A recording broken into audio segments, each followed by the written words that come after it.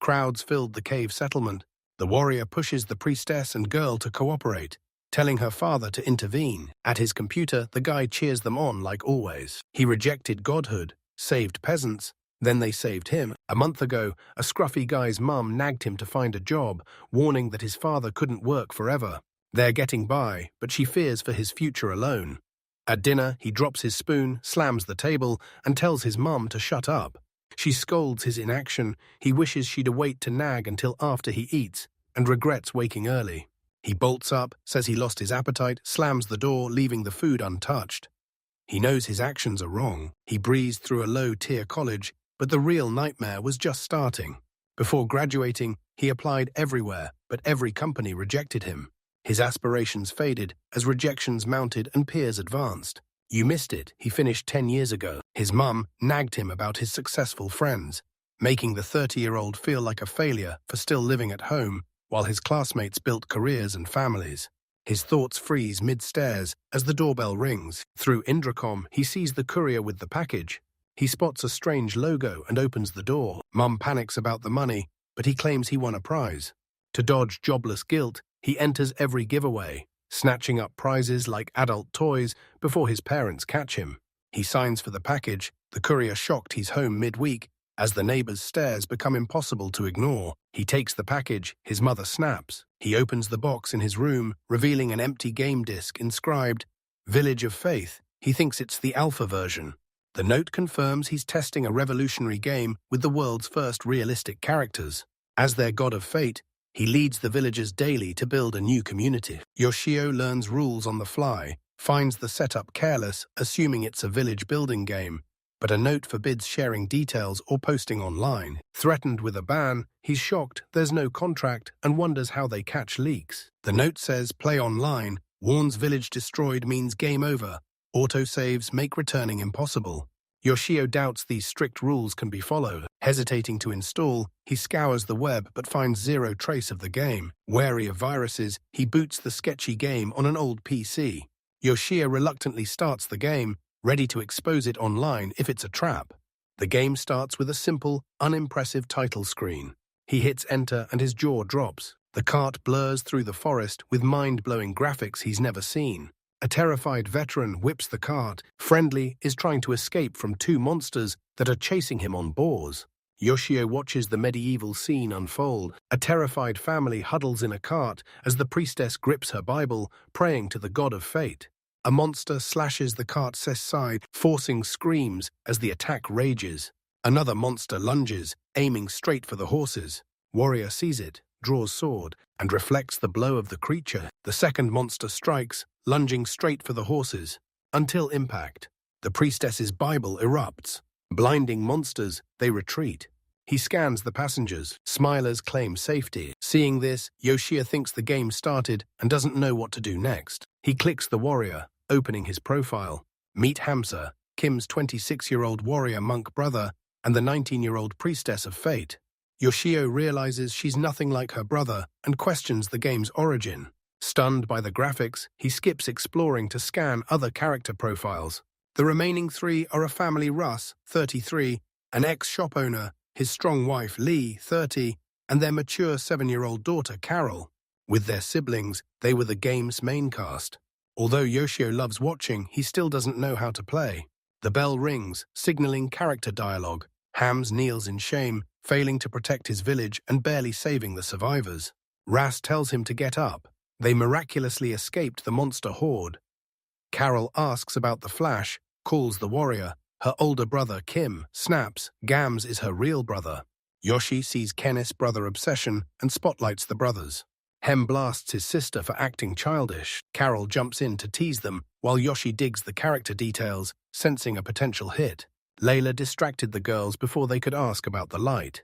Kim says it flowed from her Bible. Another flash reveals Yoshio. He'll be their god, leading the village to prosperity.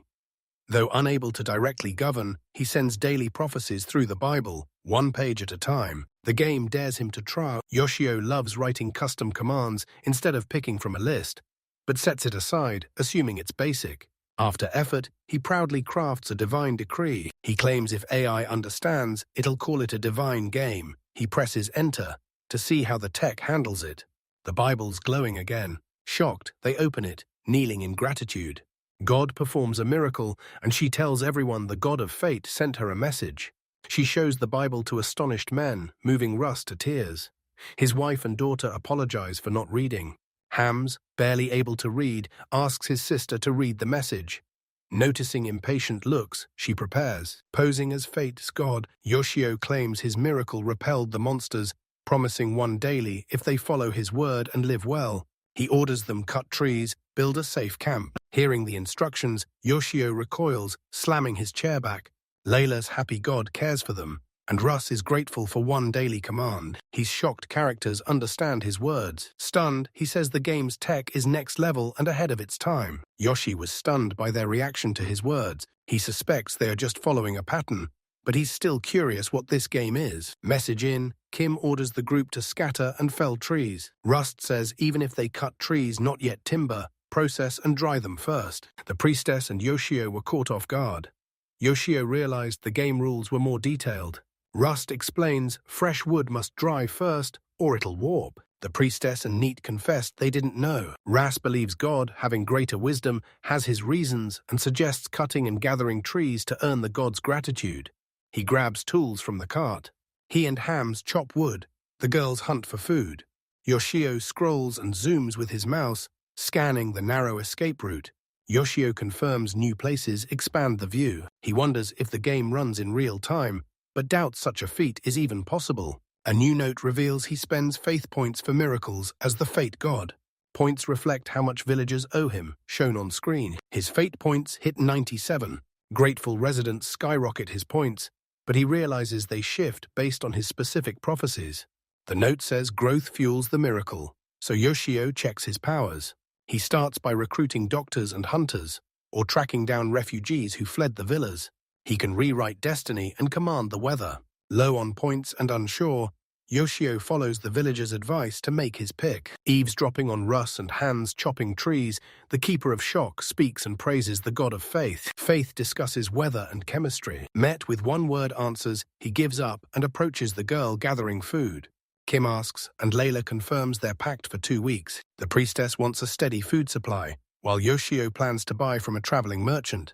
He thinks they should gather food on the mountain, curious what they'll find. Yoshio hesitates, sending Gamza on recon tomorrow, fearing it to split their only fighter. To win wisely, he sends the less useful Carol to scout. Watching her pick mushrooms, he knows one slip destroys them all, and the Wonders tab will haunt him. He spots a familiar summon option to scout the map and support his team. He finds 50 familiar creatures like slimes and unicorns, but a bird is best for reconnaissance. Their expenses are massive.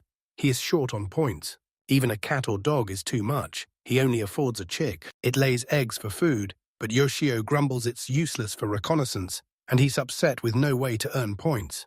The bell reveals a new way to boost fortune, points the payment system.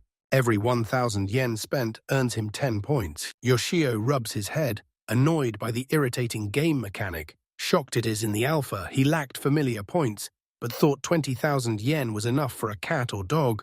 Points could also. He raids the drawer and finds over 10,000 yen. He'll sell his books and games for cash, even auctioning unopened giveaway prizes. That night, he scouts the villagers, planning his next move. They crash in the van by 9 o'clock. Carol says goodnight to Gems and Kem chime at 2. Gun by the fire, the Rust tells him to rest. Hans demands they stay pure against the monster, but his father points to the miracles they've already seen. Father claims prophecies prove God protects them, while Rusei says his power keeps monsters away. Hans isn't buying it, and Yoshio apologizes, secretly craving that power.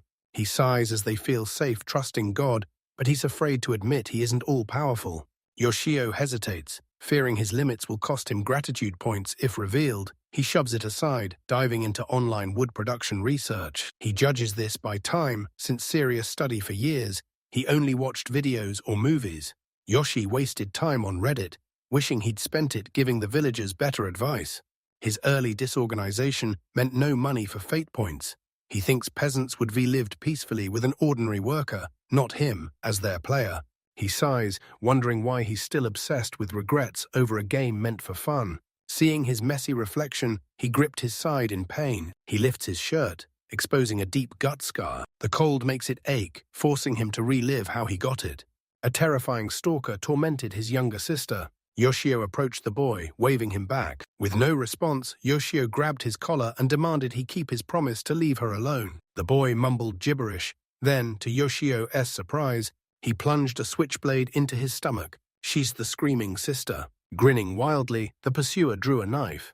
When Yoshio drops, panicked, Yoshio screamed for help and ran.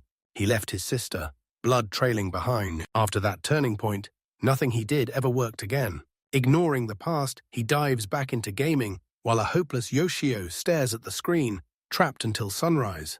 Bright light through his window jolts him awake. He studied woodworking all night, dozed off, then woke to morning, checking the time. I hadn't been up this early in ages. Back at the computer, he finds the peasants already awake. Post-game logs are prepped while Kim and Layla pray. Her daughter gathers herbs. He realizes the game is live, pondering today's prophecy. But divine ideas fade as his stomach growls, reminding him he missed last night's dinner, lost in the game. I devoured his snacks. He heads down for food, but freezes when voices echo behind the closed kitchen door. Sister asked Mum for soy sauce. He presses against the wall, panicking it's breakfast time. Dad's probably working overtime today, and Sister asks him not to overdo it. Yoshio cut off his sister after the stalker incident and his dad after their job search fight. He imagines entering the kitchen for breakfast, but he quickly dismisses the foolish thought everyone eats for their busy day, and unemployed, he can face them. Depressed, he returns to his room and trains. Afterward, he trained relentlessly to conquer fear and weakness. The Bell's impulse returns to Fate Village, grabbing Bruce's attention again. Yoshi warns his daughter not to overwork, but she refuses to stop. He offers to help if she runs into trouble, and she accepts. Yoshio realizes these game peasants live more vividly than him. Facing the monitor, he warns them not to trust a flawed god. The Bible glows with a new revelation, and Kem joyfully reads God's prophecy to the villagers.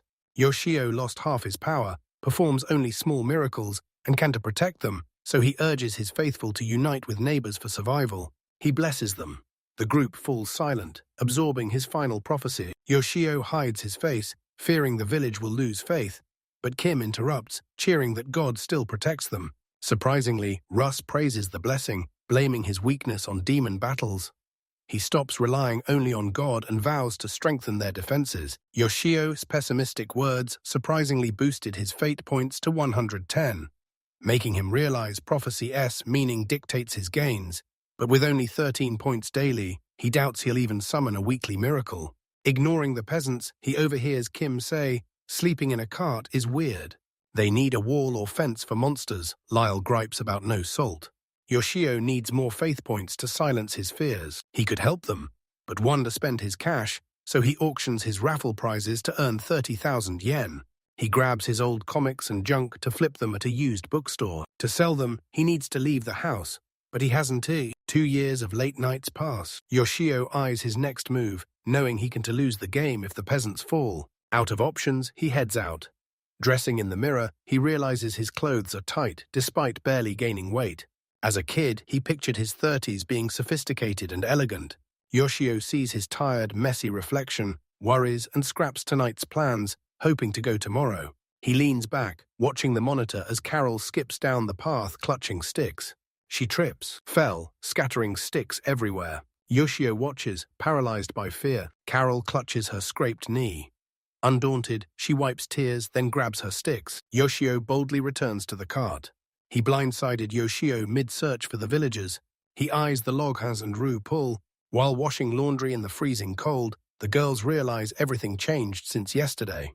He's going all out. He heads for the door, leaving his stunned mother behind. Confused by his behavior, she demands to know what's happening. He says he'll be back soon and grabs his bike. Yoshio passes stunned neighbors, ignoring gazes, whispers, drives away. Drowning in self-hate, Yoshio imagines neighbors mocking him for being old and jobless. Ashamed and overwhelmed, he closes his eyes. Recalling the peasants' resilience, he shakes off his doubts. He rushes to the bookstore, selling games and books. He scans the shelves for gear, ignoring his neighbor's insults as he pushes forward. In Yoshio's bookstore, he finds isekai manga, where characters thank others for modern knowledge. He believes this fits his game, despite the different context. But he is too broke for a cheap book. Writing home, he passes the pastry shop, remembering family visits there. Locked on his goal, the past fades away. The pastry seller warmly greets him. Yoshio sees shop windows, recalling choosing treats with his sister as kids. Head down, he orders 4 puddings, his treat, and leaves. He gets home, Mum S in the living room. He hands her pudding, she thanks him, and Yoshio says he grabbed enough for everyone before heading upstairs. Yoshio can to grasp his shame. He believes a worthless person shouldn't be happy about a small act. Depressed, he stares at the sky, muttering he doesn't know what to do after selling everything.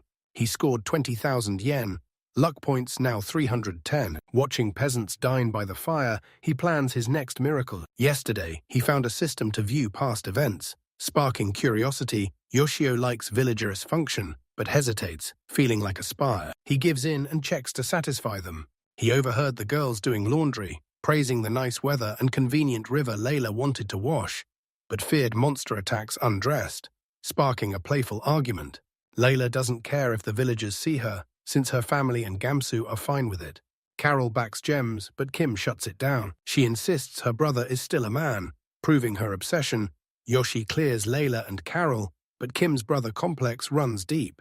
Casual talk continues until Layla mentions the past monster attack, changing the mood. Layla recalls the monster swarm leveling the village, and Kim notes its massive stone walls. Hamza's team defended the line, but the monsters broke through and slaughtered most of them. Yoshio watches the god of fate scan the girl's records, revealing the village once held hundreds.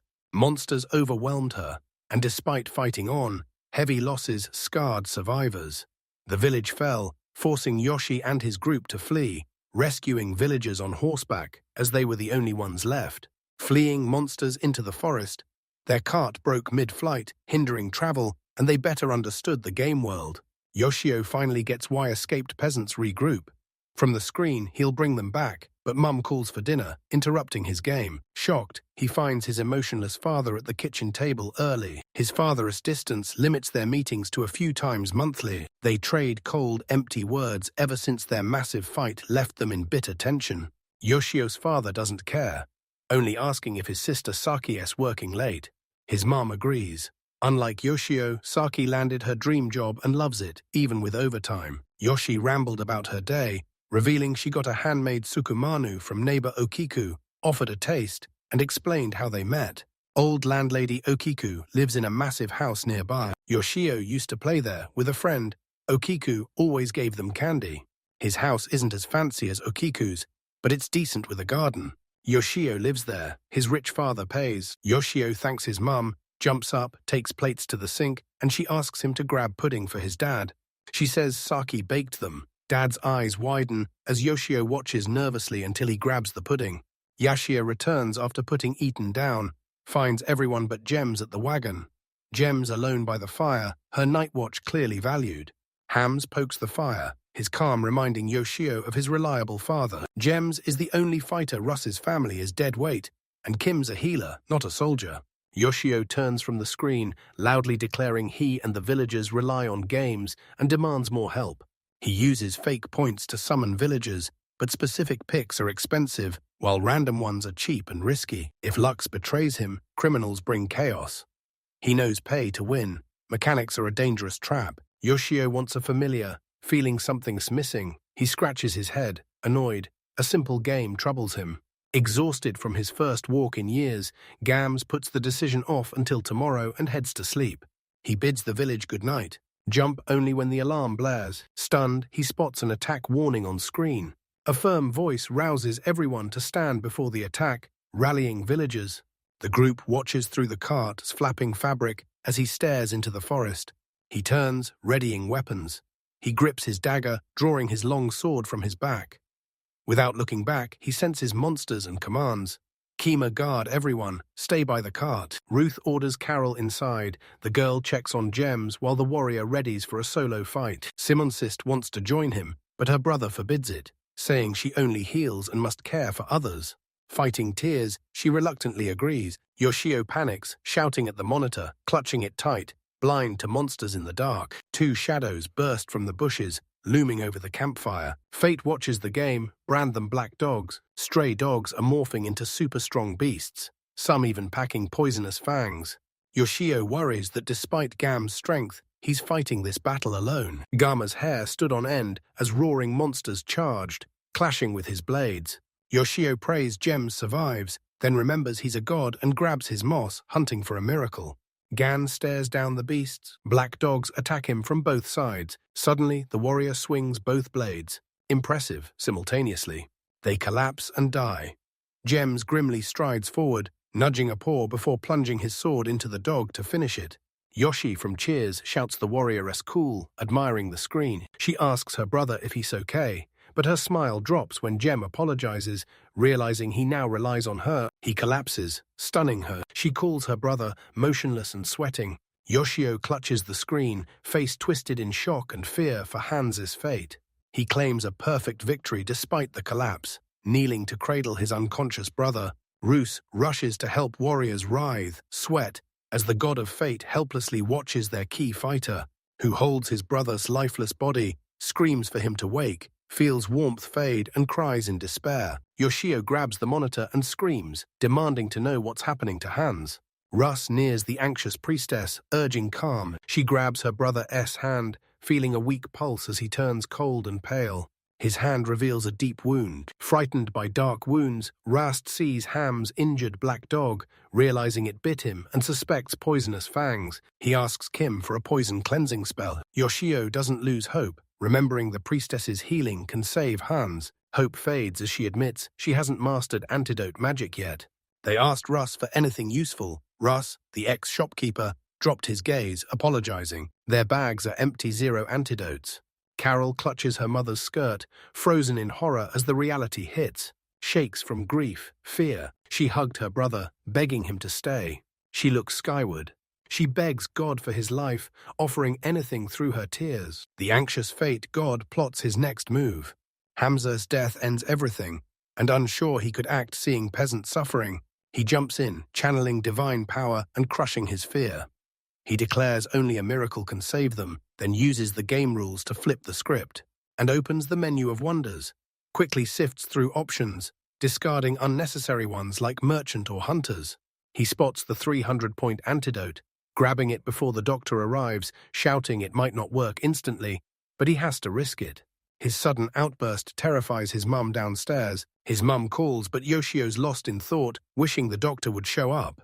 He checks the clock. It's already past midnight. Input the command and await Kempis' result. Ken clutches her brother, begging for an answer. When a voice calls from behind, a hooded figure steps from the forest and crosses the fire. Leather bag at his side, he's locked in. Kim, clutching her brother, demands his identity, while anxious Russ grabs Gam's spare blade, pointing it at the stranger as the family watches in fear. He calms them, revealing he's a traveling doctor. Russ stays cautious, the girl worries, and Yoshio agrees their suspicions about the arrival make sense.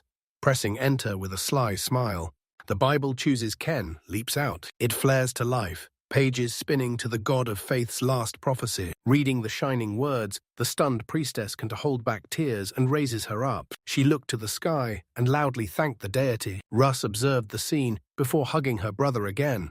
The doctor declared this the right place, then asked to examine gems. The surprised shopkeeper reluctantly agreed.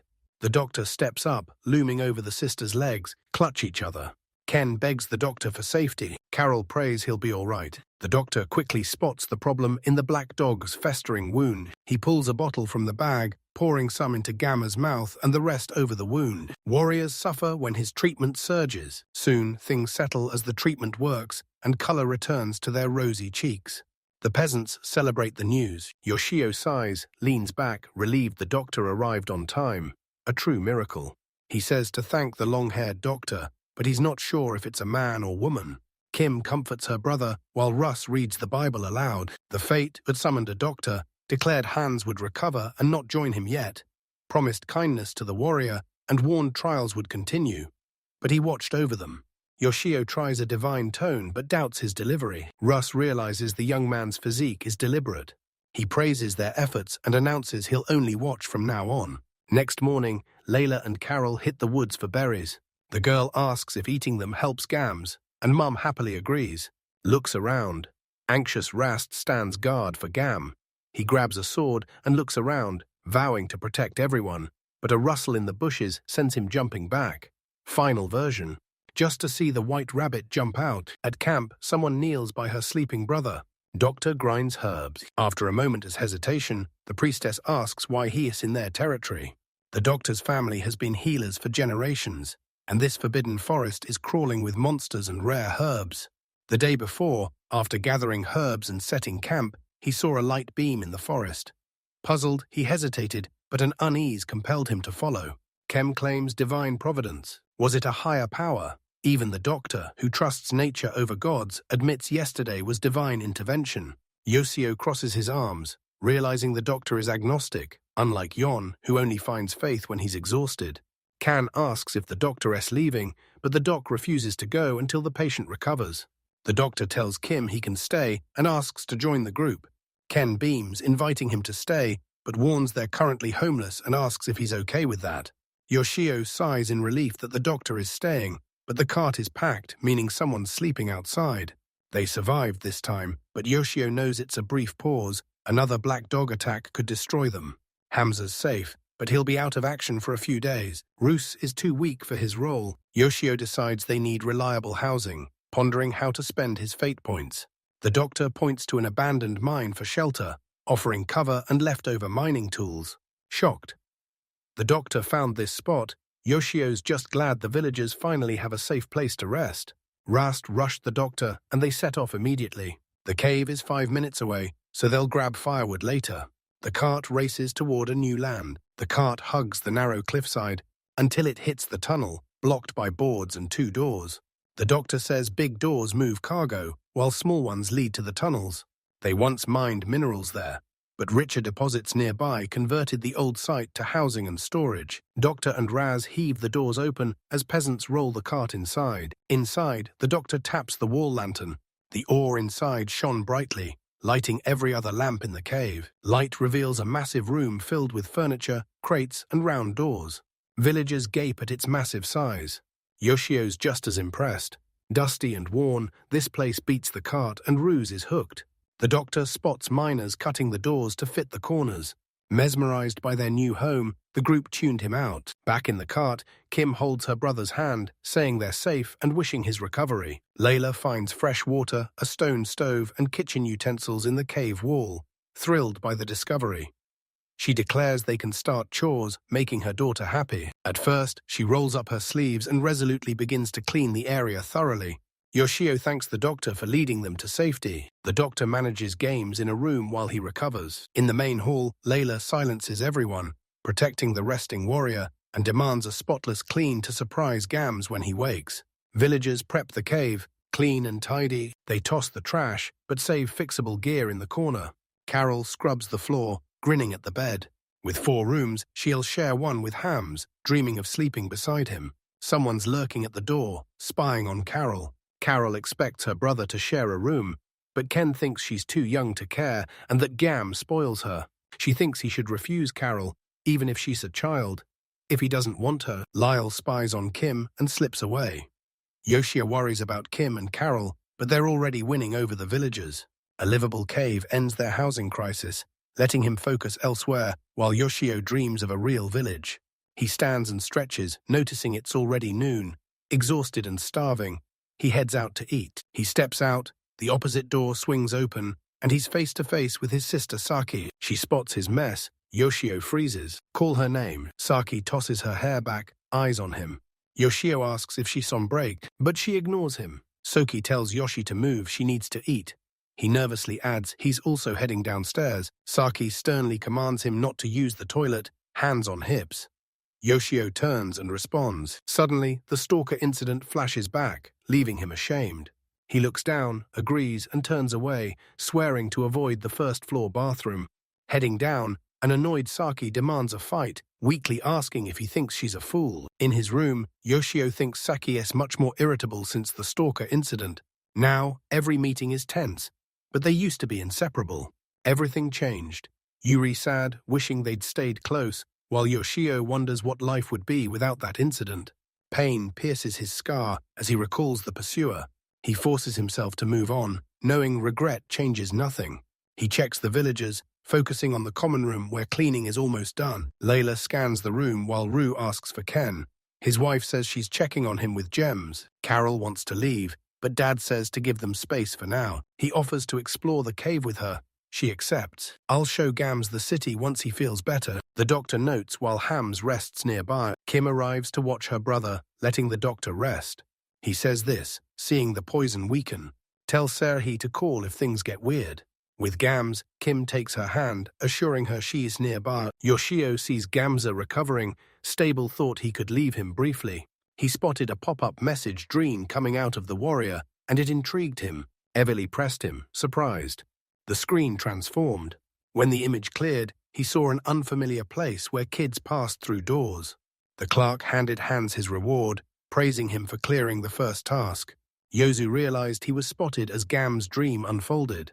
Hans thanked the clerk. Games rejected the traveler's offer for a drink. He said his younger sister waited home. Kim, he was talking about Yoshio. Hens's innocent days are officially over. The warrior returned and stepped inside. Father sat at the table. He's drinking hard. Bottles everywhere. Hams, annoyed, called out his father's drunkenness. His dad then angrily hurled a bottle, yelling about his disrespectful tone. Gems stood firm. The warrior tossed a wallet on the table, paying his father for watching Ken while he worked. The man peeked into the bag, already craving more alcohol. Hams demanded his sister S location. His father went silent, heading down. Hams was crushed, seeing his sister in rags. Starving on a dirty rag, he pulled her close and begged her to hold on, asking when she last ate as Eston Yoshio watched the tragedy. Trembling with rage, Ham apologized for not saving her sooner and stormed out. His father covered for him, blaming the booze for his recklessness and vowing to stick to their deal. Furious, Gems ordered him back or suffer. That cold stare broke him instantly. He trudged through the snow, sister on his back. The girl asked Gems where they were heading, and Gems replied anywhere was fine, just not back. Ken feared his father's rage if they didn't return fast. James promised he was gone for good, so she was finally safe. She admitted their parents probably hated her, a troubled child from their constant scolding. He declared their parents wrong. He revealed Eden planned to sell Kim into slavery for unjustified misbehavior, called her worthless, and demanded she be useful. Josiah finally saw the hell they endured. Gam stopped, set his sister down, and told her to disown those parents, erasing them from her memory. He offered her to stay with him as long as she wished. She beamed, saying she's only happy with her big brother nearby. Embracing her, Hams promised they'd find happiness together. She gave a firm nod. The screen returned to normal, and Yoshi finally understood Kim's strong bond with her brother. She's finally leaning on her dependable older sibling. Kim gripped Hans's hand. Warrior woke, apologized for worrying her. Tears streaming, she hides. She hugged him, relieved he was safe. Others saw Hams wake. They praised the doctor as Layla and Carol celebrate. Finally back, Yoshi leans back to relax. The peasants cheered. Hams was nowhere to be found. Hans is reliable, likable, and popular thanks to his looks and strength. Unlike the young man nervously laughing describing him, Gams constantly risks his life to protect his sister. They know their bond is unbreakable. He laughs awkwardly until he notices tears streaming down. I wipe them. He wonders why he hasn't changed despite his deep regrets. Slumped over the table, he breaks down, desperately begging for a chance to change. Yasha, Air's father and sister, head to work early. Saki praises the tie he gave him. From his window, Yoshio sadly watches them go as long as his computer pings, alerting him. He spots Layla cooking in the cave on screen. Carol preps the food and table before Gems and the doctor return from Patrol 3. Days later, the peasants are settled in the cave. We fully stocked for daily life, thanks to all who helped. This joint effort transformed their lives. While Russ and Ken build, Yoshia realizes this secure cave is a miracle worth all their past suffering. While checking the patrol in the forest, Yoshia realizes the doctor is a miracle. Gam readies his weapon in the clearing for the fierce boar charging. He blocks the monster's attack with crossed blades. He holds his ground against the boar. Spush, Hams grips it as the doctor draws his bow, aim for the boar's head, and shoots an arrow, hitting the target. An arrow from the bushes pierces Bora's eye. Doctor warns Hamsa, don't overexert. Your injury's healing. Hans thanks him, calling him Mouse, traveling doctor, Yoshio miraculously brought mystical cells, fuel, healing, and archery, balancing GAMS close-range combat. The Dr. S plant magic instantly manipulated their wood, finishing months of work. He expertly led them to the cave. Yoshi insisted the mouse stay in the village. He's a guest, past a mystery. Unclear permanent attachment conditions and 30,000 fake yen spent made Yoshio realize the game wasn't as simple. Gams and the doctor tie the boar, dragging it to the cave where Kem and Carol wait in the main chamber. Russ is impressed by the haul, and Carol cheers as her mum promises meat for dinner. She says they were short on salt and spices to cook and preserve meat. Yoshi agrees this is a major problem. The cave is packed with food, but they need more than full bellies to thrive. Villagers need constant food, so they build a new farm. They needed seeds, salt, and spices for crops, so the leader hopes miraculous traveling merchant brings a seller. He reveals his master summoning plan. He'll do anything for a giant assistant. Guln, a stone human obeying simple commands. This creature never tires, working non-stop. He controls the golems with a game controller, using their infinite strength to fix the village's labor shortage and finally join the action himself. But summoning a golem cost 700 fake points, or 7,000 yen. He spent 300 points summoning Messi, nearly draining his stash. But Ham's daily prophecies boosted the villager's faith, restoring his total to 160. Gratitude nets him 10 daily points, so he'll save 2 months to buy Go On. Rubbing his head, he wonders how long he'll feel this weight. He can to buy more fake points. His savings are gone. He blew his childhood money and father's gifts on the village of faith. Looking up, he sees villagers happily eating. Size holds. He heads down for coffee. Later, drinking coffee, he remembers Kim and Ham's building something recently and wonders what it is. Ken cheerfully says it's almost ready, asking her brother if they can do it their old way. One's a crude shrine to the god of fate, carved from a tree trunk. Hem strokes Kim's head, promising her heart matters most, and their god feels their intent. They approach blindly, asking if this is their god's altar and statue. The priest apologizes for his rough look. They built it to honor him with gifts. Yoshio relishes their devotion. The statue's rough shape blurs its gender. He thought it was a man, but now he doubts it. Ken offers 3 fruits on the altar. Peasants pray. Fruits glow and vanish during prayer. Yoshio's scared at first, but accepts gifts, makes sense in a world with God. His luck points jump by 1, all thanks to the sacrifice. A message reveals gratitude and gifts earn points, with pricier items paying more, challenges him to support peasants like a game show host. He considers asking the peasants for their unwanted supplies. Valuable ones give more points, but he wants to disturb them, so he holds back. Bible Kim reveals a new prophecy. Yoshio thanks the gathered villagers, while Miss watches the god of fate speak from the wall. The boy tells the villagers to stop struggling and hand over their junk so he can turn it into wonders. He wondered if it came off as a question, but the villagers insist they're humble and kind. Yoshai declares them innocent. He says in modern Japan, people fall for scams or cults, and admits he's currently caught in one. Next meeting, Russ asks Gamza for help. Yoshi watches them haul the log into the cave, place it on the altar, pray, vanish. Stunned by the massive offer, he doubts they'll donate daily, or if praising God truly makes them happy. He realizes it's afternoon. He stretches until his mum says his package arrived. He senses her irritation, descends down, gets the delivery and is shocked. From Fate Village to him. He refuses to believe this is a gift from the game. He claims it's a contest prize, but secretly knows the devs sent him bonus gear like ignoring the notes. He sighs, feeling awkward for going totally overboard. Mum opens the box. Yoshi stares, eyes wide in disbelief. He finds 3 strange game fruits inside, but his mum doesn't recognize them. Craving exotic fruits, he'll try them for dessert. I found an apple-like fruit, citrus-scented. Peasants love them. He sinks his teeth in, tastes the goodness, realizes creators cleverly sent a rare Japanese fruit abroad. He loved the tasty gift. No complaints. Next day, he thanks them for the gift. I warned them not to overdo it or waste food. He'll take non-food items they lack, puts himself first, no daily offerings. Once he collects enough points for gum, he'll save everyone. Watch Ken scrub the statue. Mum yanks Yoshio from the game, screaming for him to hurry as he senses her fury. He comes down, she asks what to do with it. Stunned, he watched yesterday's recording from Faith Village.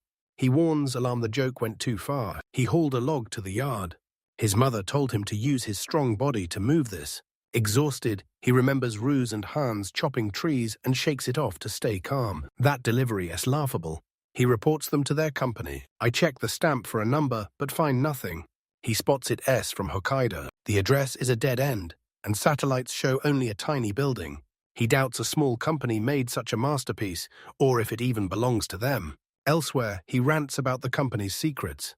Frustrated he can to reach Hokkaido to investigate, he's stuck with a journal he can to use. Next day, a package lands. Now it's even cooler. Opening it, he finds it stuffed with fresh wild boar meat. He remembered Gams hunting him in Canada yesterday. He got a share at the altar. His mum bursts in as he fumbles to explain the creature standing there. She asks if he blew money on something sketchy. He invents a quick story about an online project to revive the village, saying his idea was accepted. He stays close with the villagers, and they send him local treats to thank him. His mother believes the story, relieved.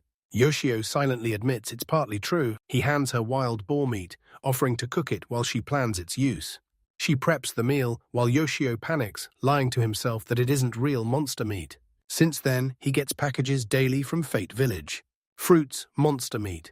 He finds a light-activated crystal, certain a bolt is hidden inside. He kept getting logs. There are 3, and he wonders if someone will buy them.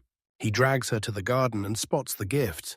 He realizes building a village is a major advantage. Reward the player with rare loot.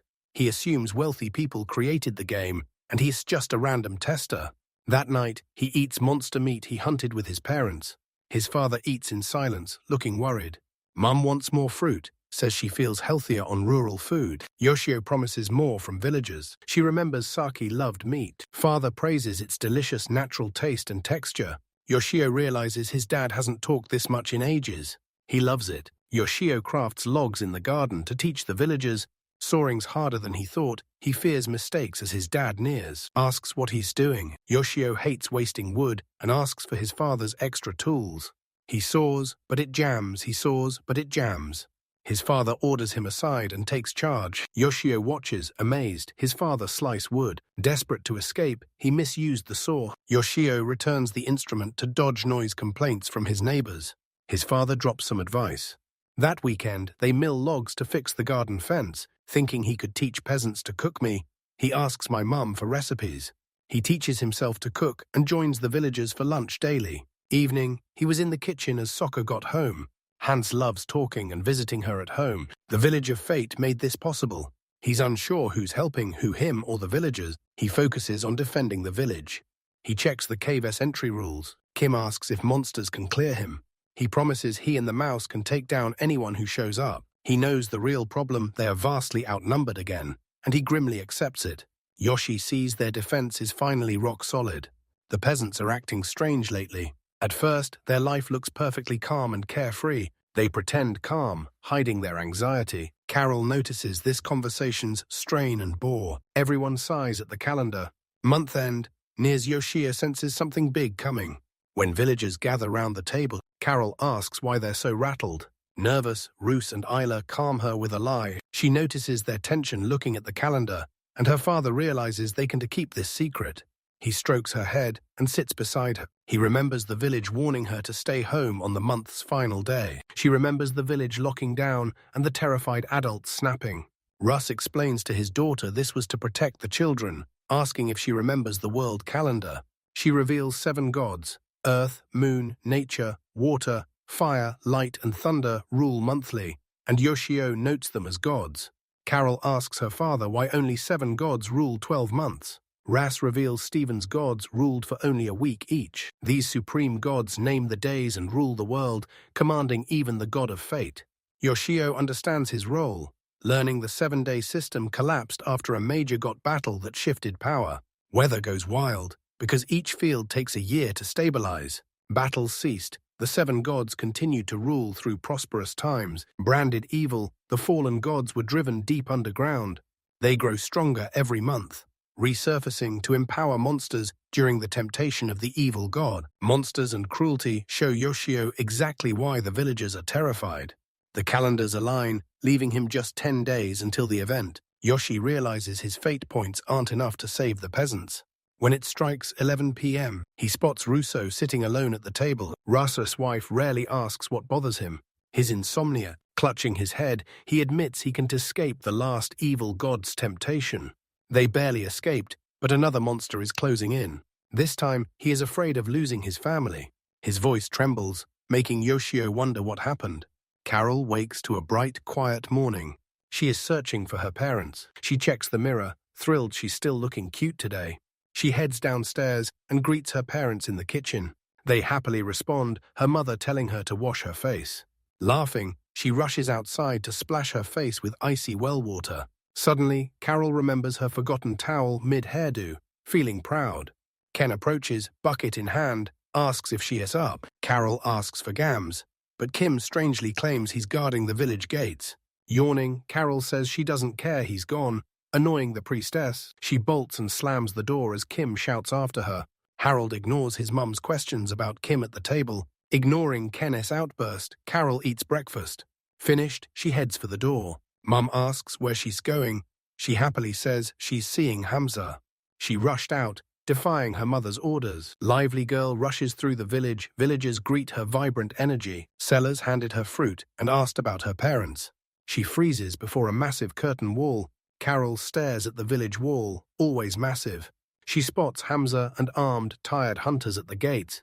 She sprints and hugs a stunned Games. He forbids her from leaving today, and when she asks why, he says it's a special day. She realizes she's the only kid on the streets. As worn-out hunters prepare, she asks Scams, is the wall built? Hans tells her many years ago, a great war occurred here, making this an important fortress.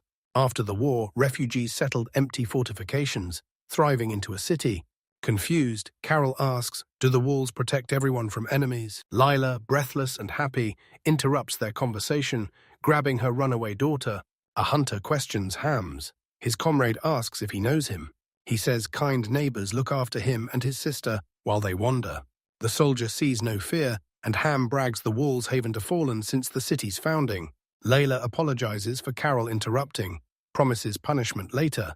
But Han tells her to go easy. He tells Carol they'll meet again soon. Hams waves as she leaves. Gems lowers his hand, grimly wondering what is next. Carol sees the bustling village, asks his mum if it's a festival, as Layla knits. Layla looks out the window, wishing it were a festival. He revives and orders a feast. Marwan is dead, and Carol's family celebrates. Carol plays on, oblivious to the villagers outside. Ruth looks outside, telling his wife the cart is fully loaded. He hopes things don't escalate and their city preparations go unused. Holding his hands tightly, he silently prays for safety, hoping they survive the day and greet the morning. That night, warriors rain arrows on the monsters storming the city. The horde loses many to arrows, but defenders are stunned. Over 20 monsters still advance.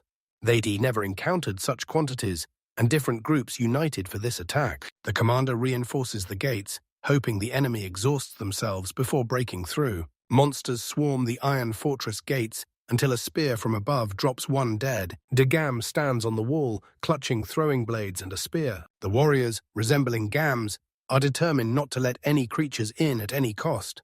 A huge beast bursts from behind the goblins, a green creature riding it. They grab and slam him into the wall. He shoved the man, swept his legs, and dove into the tent. Sensing danger, the warriors collapsed.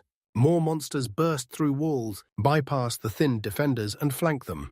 Hans can't believe it as creatures ruthlessly smash through the gates. Villagers scream, terrified, running deeper into the city. Inside, Russ and his family huddle together. The parents beg God to save Carol.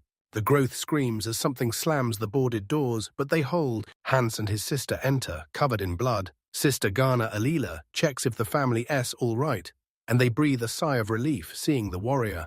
Alila checks on Gams and his sister. He clarifies his blood is from monsters. Kim S. from her patients. Kim bandages hands as Ruse asks how the fight stands. Gams says it is bad, then calls it hopeless. Gates fall, monsters flood the city, defenders dying. Gems left the front crushed, unsure how to tell his sister and the Russ family. He warns they're powerless and orders them to run now. Seeing the terrified family, Russ tells Hamsu the cart is packed and urges them to leave. Group heads to the stable, Hans watches for danger. Everyone piles onto the cart. Bracelets and legs know it's time to act. He spots 2 goblins closing in. They've already been seen. Gan orders Roost into the cart and charges ahead. Eliminate the essence in one swift move. He slashes the sword down. The goblin dodges and counters. Gan lands another fatal blow. Monster dead, Hams orders Russ to move and leaps onto the cart as the merchant bolts. Hams warns the roofs the town gate's blocked. The collapsed northwest wall is an escape route. Russ nods, looks ahead, cries. He finds the city ablaze. Monsters slaughter the peasants as black dogs devour the bodies. Shocked, Russ hears his neighbor's desperate cries amidst the chaos. Next to Russ Gams, he slays a boar riding goblin and points to the wallless breach. Kramar slips the visa through the crack, fleeing into the forbidden forest. The city's fallen as monsters torch everything. Carol's fairy tale book burns to ash in her old home. Zion speeds by train. Carol asks her mum if they'll ever return. Layla tells Carol they might return, but new adventures await. Cheerfully, he insists divine protection saved them. The god of fate leads them. Meanwhile, a courier delivers a package from Doli village to Yoshio Esses. What's he signing for? The army of Gama entered the battle, revealing its weak spear strike. Hans warns Ruth his attack won't scratch the monster. The anxious seller accepts, still determined. Yoshio sees his Gans kneel. He says Ruse isn't fit for battle. He suggests Russ support them from the rear, not the front lines. Russ admits he only valued power, apologizes for wasting Jem's time, and says he crossed the line, while Yoshio notes Jems is brutal on him. Dinner ends and Russ looks crushed. Lila sends Gams to grab fruits on patrol they reload. Carol offers help, instantly intrigued by green hands, explains she's been trapped in the cave since arriving. Russ warns her monsters go wild as evil gods approach, making it deadly outside. Carol brushed off danger, declaring her legs sacred. But the objects are settling. She insists on gathering delicious fruits, so Ruse slams the table, yelling, "Too dangerous. Listen." Silence falls. Lyle tenses Kem. Gems drop eyes. Moose keeps distance. Carol cries as Layla talks to Russ. He realized too late. Harold screams she hates tricks and bolts herself in her room. Yoshio watches Russ crack under pressure. Ras inspires peasants with prophecy. But it's not enough to solve their problems. Offerings boosted Yoshio's luck to 214. He eyed a miracle like summoning hunters for 3 days, but doubted it would truly strengthen his group. Yoshio sees hunters as savages who will hurt villagers and take everything. He pictures 3 hunters taking a cave. Normally he'd fret over trifles, but the Gulma challenge is his perfect solution. He dreams gold, helps villagers, and handles surprises. He doubts he'll hit 700 points, facing a brutal 10-day grind. He considers hitting up his parents for cash. He realizes gambling the loan gets him fired, and arguing is useless. Borrowing from his sister, not a chance. He eyes the villagers' gifts for sale, but doubts their worth or a quick cash out. Stuck at a dead end, Yoshio leans over the table until a sudden plan strikes. Grabs his laptop, hunting for side jobs. It's an obvious fix, but he's never worked before. He failed a university interview from nerves, but he was also being picky, demanding a high salary and elite benefits. He never learned. He repeated the mistake, applying to an elite company and predictably failing. Father intervened. His connections got him recommendations. Yoshio messed up, shaming his father. He naively thought failing the interview would free him from work. 10 years later, he's back to try again part-time. He thought of work, but felt pathetic, too old to be spoiled, and feared failing again. Haunted by failure, he dreads letting anyone down. He's ready to try, facing his fear, but browsing jobs, he fears ridicule for needing work just to play. He knows he must act now, or he's stuck forever. Since he's failing the villagers, a quick 1-month job is his best shot at the cash. Store work takes months, too long. He barely talks outside family, so customer work seems impossible. Physical day work is an option. But he doubts his strength. Few jobs nearby, and without a license or bike, he has even fewer options. Do nothing. Job searching gets tough. On screen, Russ fails to apologize to his daughter, deflecting the rage. Seeing Yoshio upset, his wife asked for space, and he composed himself. Dressed, she vows to help everyone she can. He bikes, hunting job leads from free magazines, never stopping. Back home, his mum is stunned he actually left. She spots his job magazine and greets him with a warm smile. Back in his room, he browsed job listings, then left. Mum yells that dinner is ready. He heads down, shocked to find his entire family at the table. Yoshio froze, stunned to see his sister there. She responds, and his warm welcome home catches her off guard. Mid-meal, Saki spots the feast and asks why Mum happily reveals Yoshio's job hunt, leaving him gasping in shock. His sister calls him persistent, but Yoshio says it's just a side job for money. His father says the reason doesn't matter. What's important is his determination. Yoshio is shocked his dad didn't push full-time. Saki notices her brother acting strange and asks if he's dating, but his mum shuts it down by calling him unpopular, leaving him embarrassed. He realizes his sister called him big brother. His father suspects those village shipments are behind his new attitude. Yoshio revived the village, but hated just taking, so he stepped up to give back. UK looks around confused, realizing she's the only one in the dark. But her mum teases her for talking and promises the truth later. On the porch, Yoshio's father approaches, asking if he found a job. He found 3 options. We'll call him tomorrow. Father wonders if it is temporary. Yoshio explains urgent village matters by month's end, so he can start any time before. Father says he's ready to step in. Just like before, he got mad and stalled. He asks about other conditions. Yoshio admits he can handle clients, preferring physical labor since it's easier to find. His dad tells him to call a friend. Yoshio is stunned, grateful, but he worries, forced to rely on his father, risking failure again. His dad and sister are always family, no shame. He says parental support is normal, so Yoshio should use his family to succeed. It's all part of growing up. Yasha imagines Russ and his father, remembering the shopkeeper often asked his daughter to lean. Wondering if his dad does the same, he bows and begs for help. Dad rushes back to call his friend. Yoshio trembles, cornered. His dad asks a friend if he can work in casual clothes. Settled, he tells Yoshio to be ready in half an hour. Yoshio shaves his beard. Jersey on, she's terrified of failing her father again. Blaming his weak will, he stares at the screen.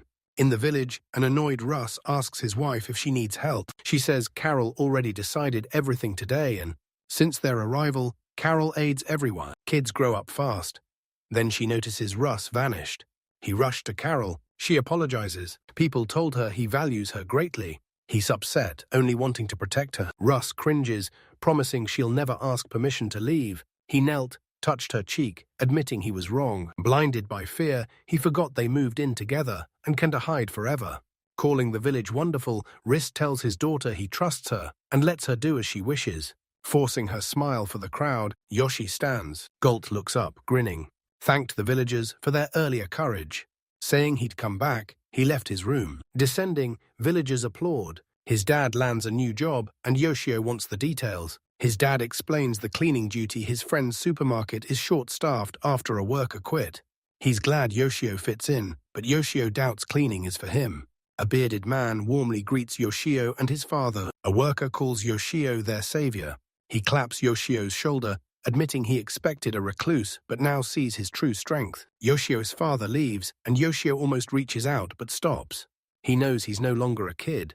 He's got a job now. His new boss takes him inside, reassures him, just follow instructions, Yoshio can ask him or 2 others. A man and woman guide him to Yoshio, warning him not to tease or touch him. Both joke and greet him, and Yoshi notices they get along much better than he does. A total rookie, he swallows his pride and gives it everything he's got. He greets his new team, hoping they'll get along. After the first shift, boss Yoshio drove him home, asked him back tomorrow. He explains the second shift is late. He'll pick up Yoshio at 8 p.m. Co-workers praise his hard work and wave goodbye as the van leaves. Yoshio steps inside. By then, everyone is sleeping. Surrounded by kindness, he stayed calm and finished every task. It's like a massive vacuum inhaling sludge and stone, dragging everything in its path. After work, Yoshio puts away his tools, believing the manager misjudged him with simple tasks. Exhausted and filthy after a brutal night, before hitting the bath, he stops in the kitchen for a drink. Flipping on the light, he was surprised to see food and a note from his mother. She greeted him, insisting he eat. Yoshio grins and sits. He unwraps the oni, bites, and savors its deliciousness. Yoshio finds food tastes better after a stressful day. He thanked Mum for food. Climbing, he wonders why he ever feared work. The bathroom is warm. The hot water is ready. Mum carefully prepared his bath. Relieved, he soaks. Around 3:30, he checks the monitor for residents, finds most asleep. Seeing the quiet village, everyone sleeps in their rooms. Yoshio shouts that their daily grind fuels his resolve to never quit. Seeing them work fueled his drive to keep pushing. He falls asleep, wishing them sweet dreams. Next morning, Yoshio wakes up sore. His side throbs. He doubts he can work tonight. In the kitchen, his mother was. She greets him and offers to heat his lunch. But Yoshi refuses, insisting he'll do it himself while they sit together. Mom asked about his job. He said everyone was nice, work was easy, and he needed to go back tonight. She's happy he tries hard. Confused, Yoshio changes the subject, thanking her for dinner and efforts. She teases him, calling him obedient. He thanks her again, and she mentions a new package from the village just arrived. Yoshio carries it upstairs, its size suggesting it's Carol S. He opens it, confirms it as hers, then joyfully pulls out a clod of earth. Peasants think they contribute once daily, but they can do it twice. Carol copies adults, randomly sending one gift each. She gives him strange, beautiful stones. Carol collects them on the riverbank, sending white flowers and shiny mud balls. She's carving pawn-sized replicas of Hamza, the god of fortune. She sends them constantly, her skill and detail sharpening with every piece. Her knife work still unnerves Yoshio. When she finishes her final work, she shows the mouse. Carol crashes Moss's piece to flaunt her new statue. The doctor smiles, recognizing the god of fate. Yoshi sets his dirt with the other gifts. Carol and he treasure these, though others find them worthless. Sent from the game world, he wonders if an employee or Carol made them. He knows it's impossible, but he still imagines they're from her. Exhausted, thoughtful Yoshio goes to bed, hoping muscle pain passes. He's shocked Carol's weird messages actually work. But he's just glad his mum is proud and loves helping people for a living. Later, his boss says Yoshio's doing well at the job. I told him to chill. The master was coming. You can do everything in 2 days. The boss says employees are good. Adding the other guy seems arrogant, but is a dedicated worker. Yoshio agrees, admitting he misjudged the guy. Seeing his insane speed and skill, he vows never to judge so fast again. The boss stresses diligence, praising Yoshio as his best worker. That's why he's thankful. Manager jokes with staff. Yoshio loves the work vibe, ready to give his all. Yoshio loves the work vibe, ready to give his all. Plus, it's his first job back home. A week until the evil god's temptation, he stays motivated for the villagers. Short on time, he scans today's chat logs. Reading this, he pictures Kim forcing Hans to rest. Carol suggested sleeping together, sparking a playful argument as Gams left. Elsliel is on the move, but I shouldn't guess typos. I'll stick to mouse, final choice. Next, Roost. Telsliel targets the mouse, trains him antidotes. He still doubts they'll work. Unable to fight like Gams or the doctor, Russ searches for another way to help. Suggest Liletto Huckam he's incredibly reliable. Yoshi's amazed the villagers stay hopeful despite the evil god's looming temptation. Reading further, he can believe what he's read. His eyes widen. Mysterious voice reports peasants are safe, little threat, promises continued monitoring.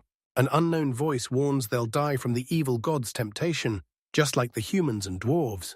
They worry if God's fate blesses the village. Messing with them invites God's wrath. The voice warns them to let nature kill the invaders. Stunned, Yoshi realizes Moss is the spy. Doctor. Yoshi's stunned to learn Moss is a spy. He trusted Dr. Moss, but now gets why the game treats him like a guest, not an ally. Yoshio learns they're forest tribesmen, wary ever since the peasants arrived. Knowing the village had divine protection from the god of fate, most didn't dare act directly. Yoshio notices the game's divine grace, stopping the tribe from interfering. Dollar's thrilled to find he's actually useful to the peasants. Without Moss, only Gams can resist the monster during the evil god's temptation. Unsure of his next move, he waits until morning to reveal the prophecy, hinting he knows Moss's secret. After waking, he plans to warn Moss to reconsider his strange actions. The next morning, the village gathered for breakfast. Yoshio shouts his final prophecy while Kim's glowing Bible mesmerizes her. Today's message arrives. Yoshio interrupts dinner with an urgent warning, resist the evil god's temptation. He'll help with his powers, and that's all they need. Confident in his divine protection, he ends the prophecy, threaten them, and face his judgment. Moss looked around nervously, but brushed off Kim's warning. Yoshio sees the mouse dreads the god of faith and strength. Hans says, God will help them survive, but they must work hard. God hates laziness. His words struck Yoshio hard, and he briefly stopped the mouse from intervening. Yoshi focuses on combat strength, realizing he must rely on the Gulam. I'll team up with Gams and fight using his controlled target. He needs another week of grinding to earn the 350 fate points he's missing. That night, he's dragged back to work. Entering the van, he spots Yamamoto, an employee, is missing. The woman explains Yamamoto felt sick, took a day off. Boss says they'll clean the smaller store tonight, finishing early. The boss admits Yoshio was a massive help. I'm back home early. Yoshio joins his parents in the kitchen. Mum gripes he didn't say he'd come early to eat. Work started at night, and they finish whenever the cleaning's done. She sighs, then happily warms his food, glad he's here. His mum was acting weirdly happy. Yoshio wants to ask his father why, but shame silences him. Breaking the silence, he thanked his father for his work. He hesitates, right as Mum yells that food's ready. At dinner, his mother's silence pressures Yoshio until he finally cracks and asks what happened. She mentions his father, but the embarrassed man cuts her off. Father quickly says her show's starting, surprising Yoshio. Back in his room, Yoshio's drained. The boss's trust made him way too reckless. Yawning, he lay down, expecting instant sleep. He checks the peasants first. He finds Carol fast asleep. Hams and Kim head to bed. Russ and others do likewise. Layla approaches someone in the kitchen. Staring at the ceiling, Moose decides to stay in the cave. Yosha wonders what the doctor thinks, suspecting he's observing if the peasant's resistance to the evil god strengthens. The peasants feel safe, so Yoshi keeps him close to watch his every move. It's early, but Yoshia realizes he hasn't felt tired in ages. Trying to stay awake, Yoshio spots a button with real kanji. Remembering the ham sleep button, he hits this real one before bed. Right on cue, the screen transforms. He's stunned by the modern house. He zooms in, studies the house until its layout is familiar. He spots his own home and can process what is happening. No way back to the original game. Sheo accidentally catches his sister washing up in the bathroom. She wished her breasts grew. He knows she would have killed him for real. He figured it was just a dream, and he'd fallen asleep playing Village of Fate. He spots his parents in the living room. Thinking it's a dream, she eavesdrops on their conversation. Father warns mother not to tell Yoshi she sees nothing wrong. She says Yoshio finally gave her an anniversary gift after years, and she wants to show him. Yoshio forgot the anniversary, fearing his kid would feel awkward seeing them get close. His father is glad she liked the gift, apologizing for 10 years of distance. His mother notices he hasn't smiled since that day, and Yoshio's face sinks when his father admits the truth. The words stung like a blade, even in a dream. He was way more relaxed before he became a neat freak. He's still quiet, but gives 100 to everything. He even pulled a muscle overdoing a father-son relay. If Yoshio struggled with notes, Dad simplified them, and when Mum's scolding brought tears, Dad snuck him ice cream. She stayed until he recovered, but Yoshio can't explain why he forgot those memories. His father was strict and distant. Refusing to admit he destroyed his family, he unknowingly warped his memories to protect himself. Twisted thoughts haunted him even in his distress. Yoshio slams the table, regretful. His mum says he's happier with his new job, and his relieved dad finally wants to apologize for that day. Yoshio's stunned. He knows he's at fault, but can't understand why his dad is apologizing. His mum realizes he's still holding a grudge over their old fight. He lashed out at Yoshio, shouting that anyone who truly tries can find a job. Yoshio was stunned. He thought he was giving his all. Giggles says this doesn't match her husband, a lazy party animal who barely graduated. Yoshio couldn't imagine his stern father as a carefree student. His father admitted it, though absurd in a dream. His younger self now, he'd be worse off than Yoshio. Then the job market was booming, and companies begged for workers. He admitted Yoshio outworked him and was seriously job hunting. He ignored his flaws and tuned out Yoshio's lecture, even with zero proof. Voice trembling, he confessed he tried to be a good father, but his burden was too heavy to bear. Acting respectable and preaching Teotiozio while ignoring his past made him feel like a monster. He hated studying and his mum's pressure, so he never forced his kids. He'd barely changed compared to her, and Yoshio broke down, sobbing that he was wrong. Despite his father's past, he admired his constant devotion. Inspired by his father's relentless grind, Yoshio pushed to match his pace. His mother grabbed his father's hands, calling him wonderful then and now, urging him to lighten his load. Even good parents with grown kids were just older, experienced, not perfect. Wiping his eyes, Yoshio's dad admitted he thought adults were decent. His wife suggested they act like they are still growing. Like their sons, the parents had to change. Seeing them hold hands, Yoshio cried with relief. He knew it was a dream, but loved that his parents shared his view of adulthood. They looked noble, but the weight crushed them. He finally felt free. Yoshi awoke next morning, glued to his screen. You smiled, relieved it was just a dream. Going down the stairs, he felt he could talk openly with his parents, as always. He embraced his family. Yoshio bolted down the street. He gasps, it's November 30th, 1:32 a.m., the day of the evil god's temptation. He rushed to his computer. How did this happen? 2 days back, November 28th, all of you. Yoshio glued his eyes to the monitor. They monitored the peasants closely until work started. Everyone prepped for the evil goddess temptation. Girls gathered food and supplies, while villagers rebuilt, reinforced the fence, closed gaps, and erected an observation tower, bolstering defenses with stronger gates and roofs. A watchtower at the peak scanned the area. He scuttled like a spider and aimed at the black dog, creeping, rustling at his legs. Fixing the wall, the beast roared, shaking the bushes. Trembling, he braced to leap. Sensing danger, the doctor drew his bow and fired. Arrow pierced the dog's throat. Yoshio noted the precise hit. The observation tower suits him. He sees everything. Ras thanks Moss for the quick help, and Moss warmly replies the Dr. S still in the cave. Yoshio wonders when the doctor will quit, doubting he can withstand the evil god's temptation. He's sure the doctor will escape during the monster chaos. The temptation of the evil god is Yasha's first major raid, but unlike most games' simple intros, this one is not. Yoshin knows Doli is no ordinary village. It's a brutal game where mistakes are fatal. Yoshio smiles as the villagers fortify their defenses. If he fails this game, the young man imagines he'll lose motivation and shut himself off again. He's determined to stop this. The village must grow, but Yoshio refuses to let his own progress stall. He has 540 fake points. Adding his side job, he hits 700 points, enough to call the miracle and reach his goal. If he succeeds, he'll offer villagers reliable support after getting monster parts. His biggest edge, he handles it solo. Yoshio has played every game for a decade, from Tetris to Street Fighter and FPS, so he masters any controls. Shift ends late, he must prep for tomorrow's evil god temptation. Darkness engulfs the village. What guards the altar? Han hones his blade.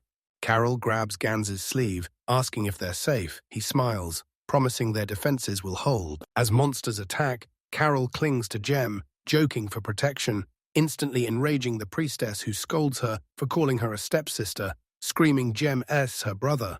But Ken cuts through the drama. Refocus. As they ready for the attack, Rose remembers their last village's fate.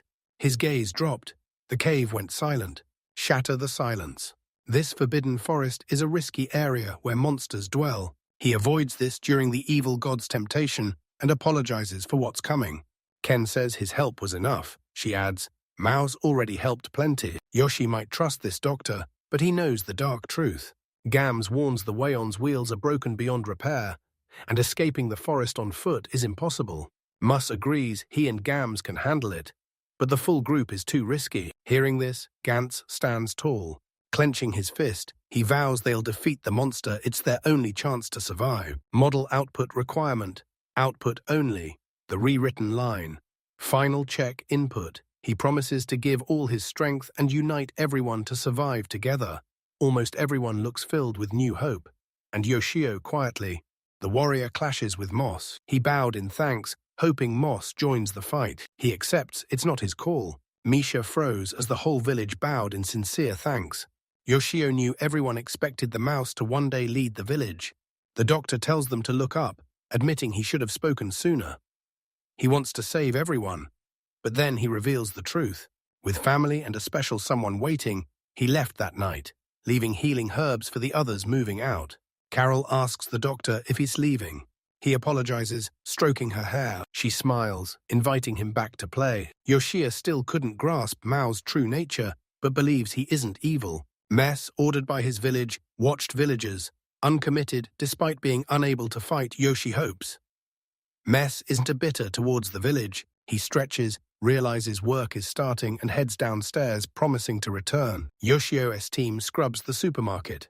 He pushes a heavy vacuum that grows heavier with every spill it sucks up. Boss runs the polisher, while Misaki scrapes gunk for Yoshi. He vacuums while Yamamoto scrubs the floor. Break. Yamamoto grabs a milk tea while chatting with Yoshio. Yoshio fumbles a chat with Nick and feels embarrassed, so Yamamoto tells him to just act natural.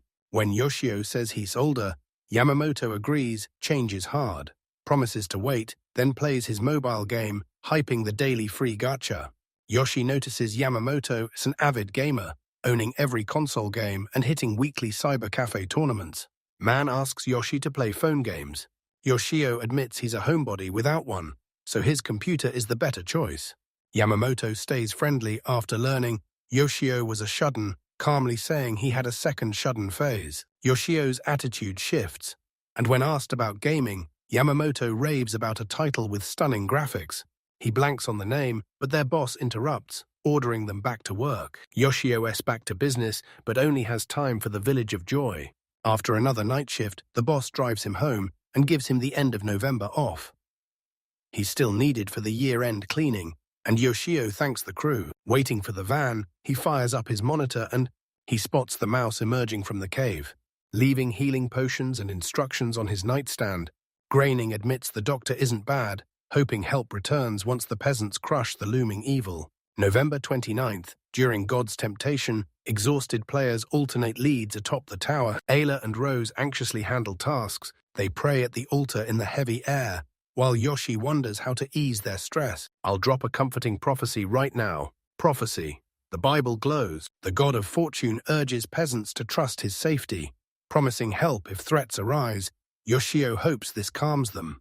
Yoshio believes the peasants will stay positive and turn to the Gaon instead of just relying on God. Relieved, Kem announces divine protection, lifting peasant spirits and rekindling hope. Yoshio relaxes and tries summoning the Golden One, but he has no idea how it works. He decides to wait out the crisis, then hesitates, sleep or eat.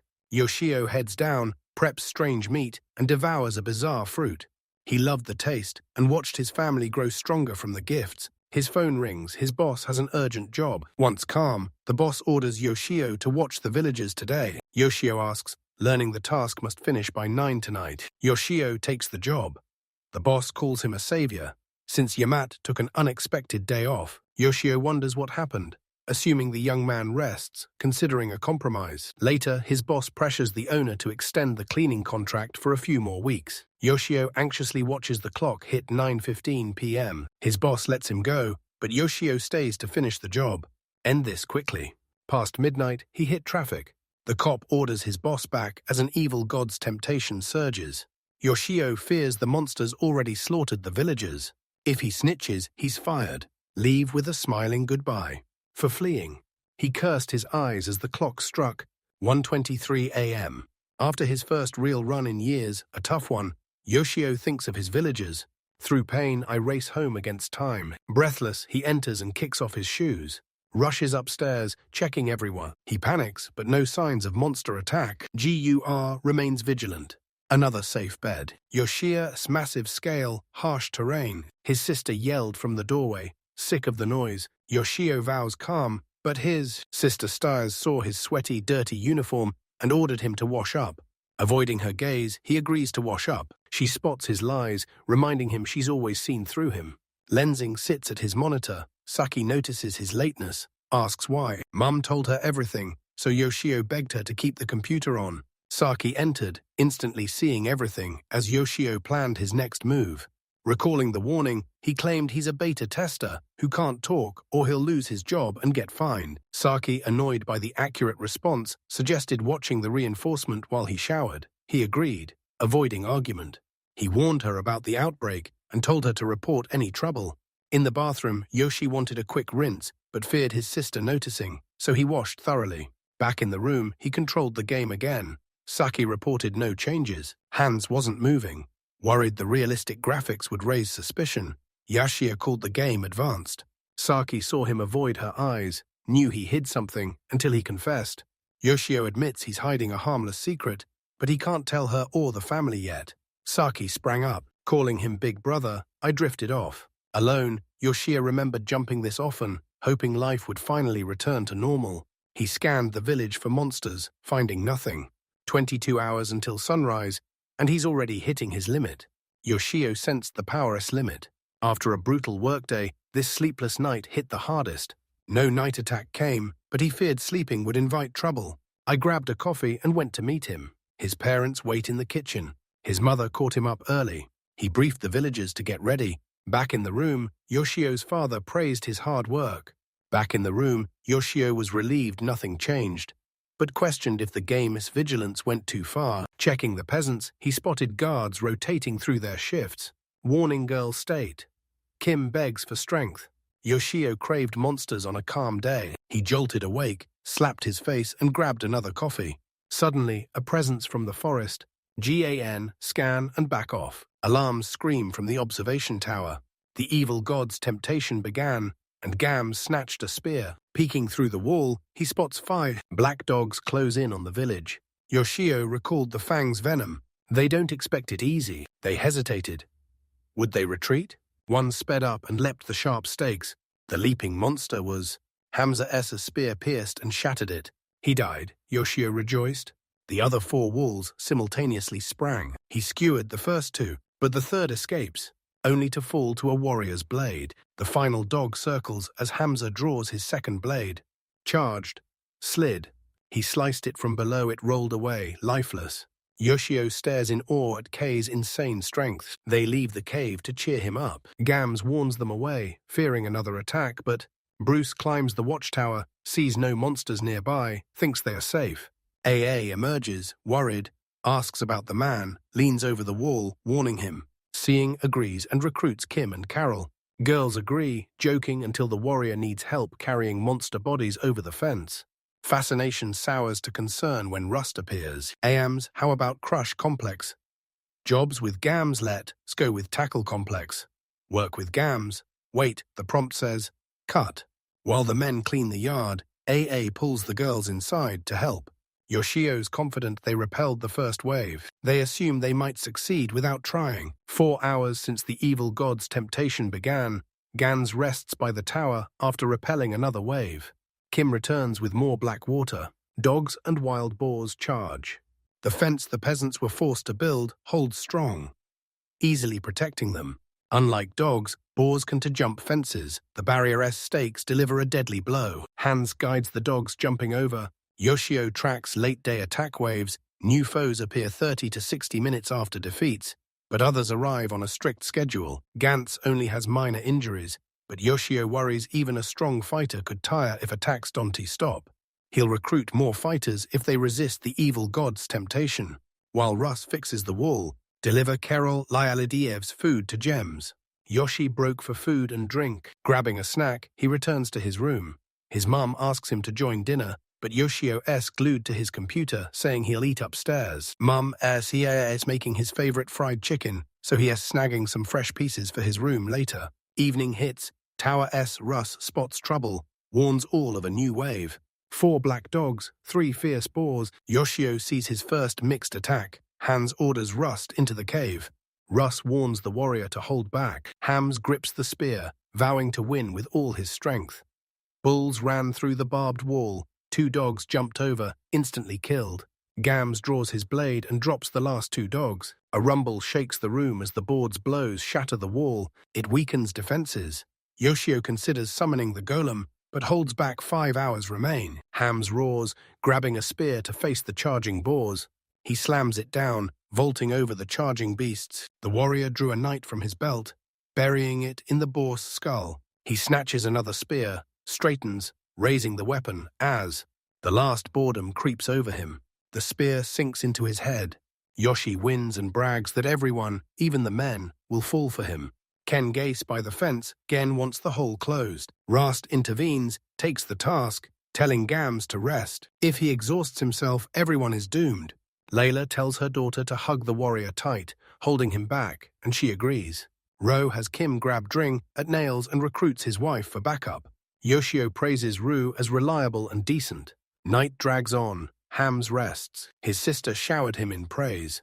Bruce and his family repair the fence. Yoshio senses the next strike, his eyes widening in terror at a horrifying sight. Over 20 monsters approach the camp, sensing danger. He orders everyone back to the cave. As they rush to obey, Yoshio's screen flashes final attack, leaving him hyped.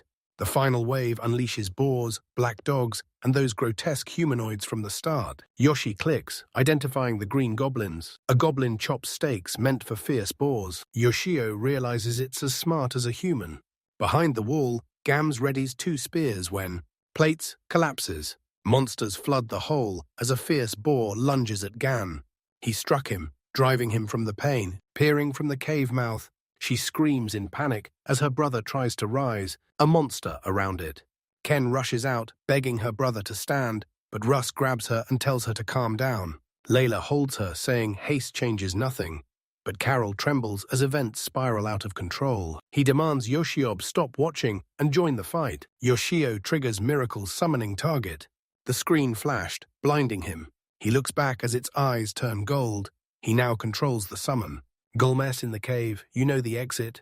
Lift the gamepad to reveal the controls. He forces her to move and spots her sword. He bolts for the cave entrance. He sees peasants by the door spin in shock, sensing something approaching from behind. The golem rushed past, freezing them. Yoshio vows to save Hans. Ken blurs past. They stared in shock at the godlike figure. Outside, battered Game guards the cave entrance, sword bloody from monsters, vowing they won to pass even if he dies. Green Goblin ambushed him. Ignoring his bleeding throat, he drives the knife into its skull. Another goblin lunges forward. Unarmed, the fraudster shuts his eyes, accepting his fate. Something rushes him. He snaps his eyes open to see a green goblin's arms get sliced off. The beast shoves back. Shocked, he spots a dark, naked silhouette. Yoshio tells him to back off, taking command. The golem mowed down 2 black dogs mid-lunch with 1 strike. Yoshio is thrilled. It's justified to save his fate points to summon the gong. Memorize the enemy's attack patterns from past battles. Yoshio shreds the monsters. He easily dispatches them, pressing forward. Even with familiar controls, third-person view would ease targeting, letting him see his character. You spot the button to swap perspectives. He presses it, finally seeing how golems are created. Instead of a stone monster, the golem looks human and wears a robe tied at the waist. The giant wears arm guards, long hair in a ponytail, wielding a blood-soaked sword. Yoshio sees a huge difference from what he imagined. It feels strangely familiar, like he's seen it before. He realizes the gong came from the wooden statue. Hams and Kem were altar-cut, confirming he's the god of fate. Gold lies by the broken fence among monster corpses. Who pulls Sem up as the exhausted villagers watch in awe? Yoshio's screen flashed. The evil god's temptation ended, and the monsters were done for the day. He cheers in excitement. Who admires Golan's Gallon, tears in their eyes, and thanks the deity. Villagers join her, thanking God for the fortune saving them. Carol raves about the statue's speed, but Yoshio knows it's just game design as the villagers cheer while their god mocks him. He must respond, but the golem isn't moving. He thinks it's a malfunction. The screen explains the golem burns, fate points every second, turning into a mob when they run out.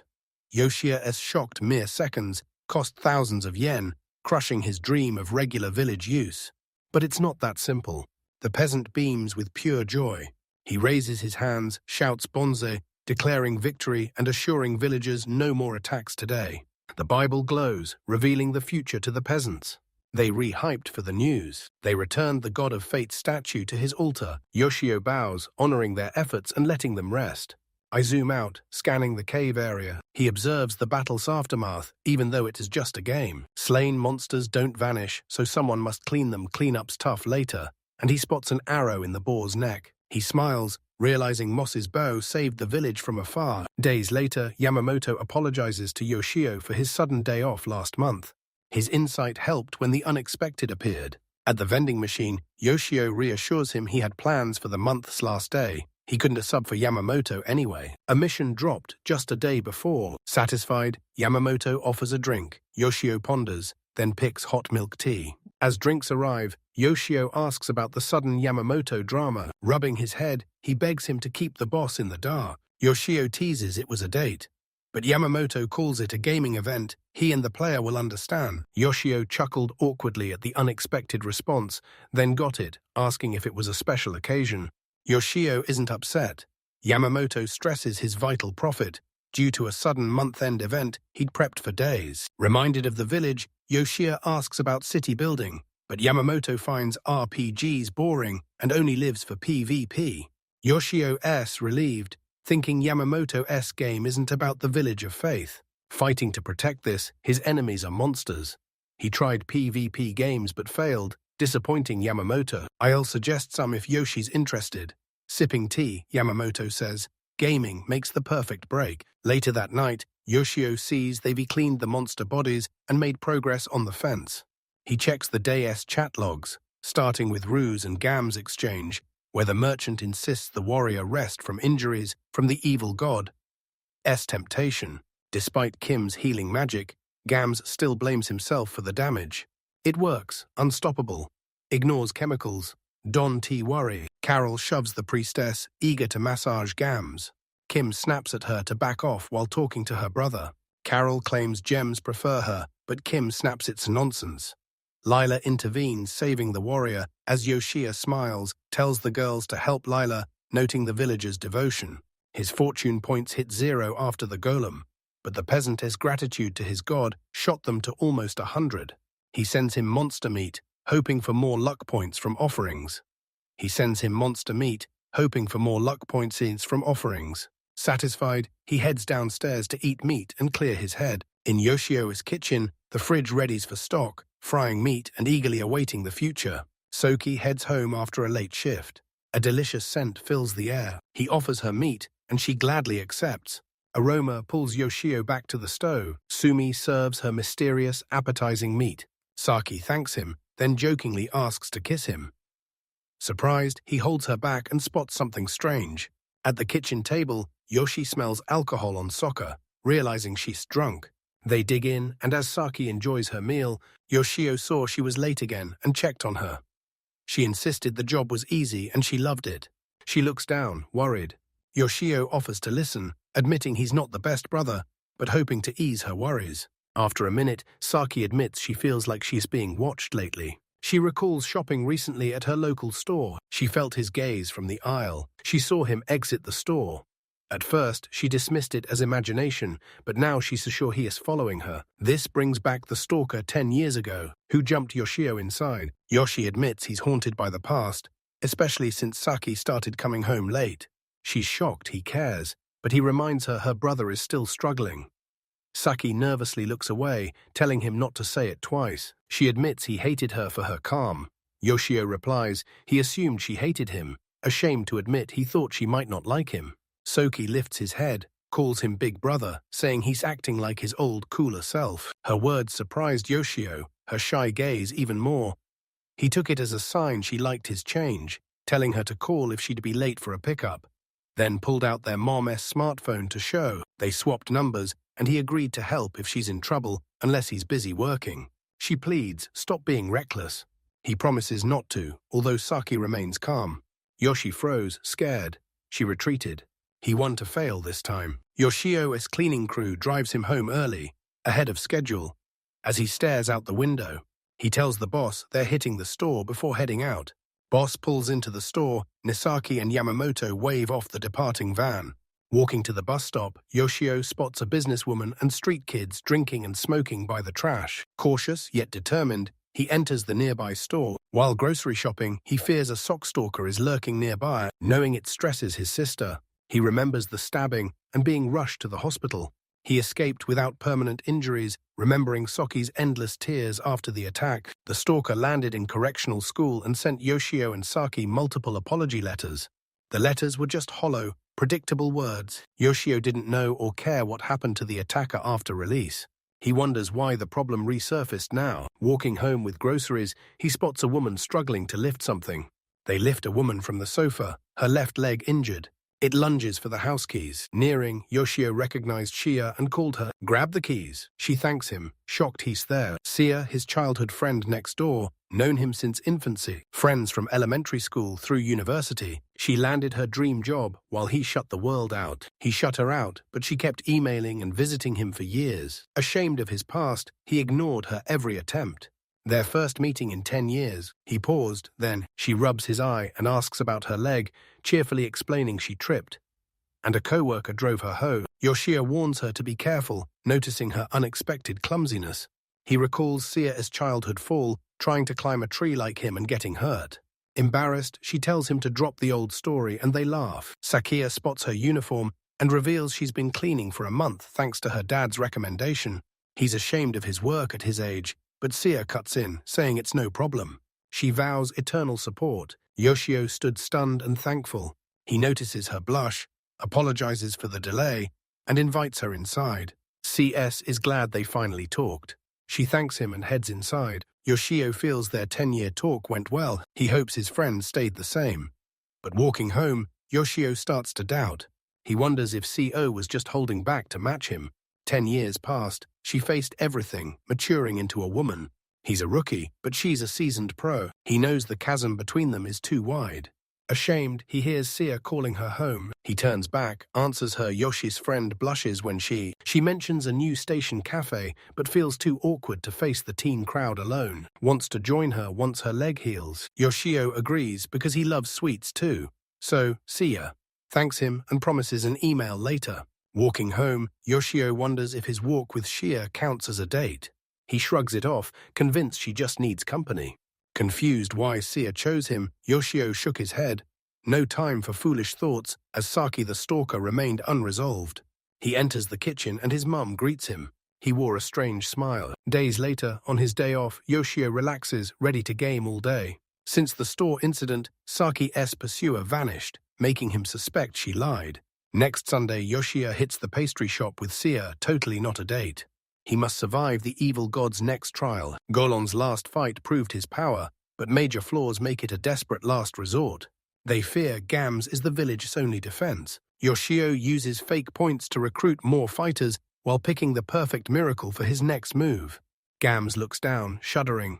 She beams at the doctor. Yoshio wonders about joining peasants, but he is torn. Villagers rush from the cave to greet their friend.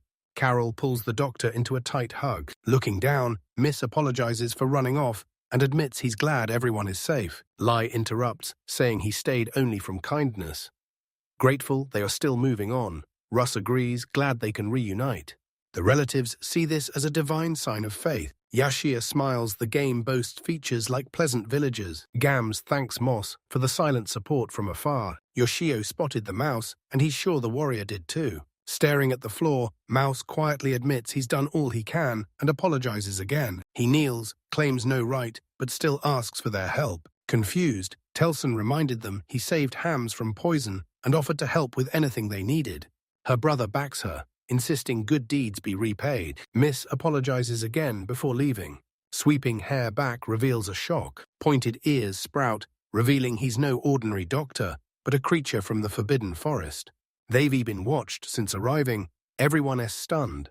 Yoshio summons Musa and Elf, voice sharp and gaze cold.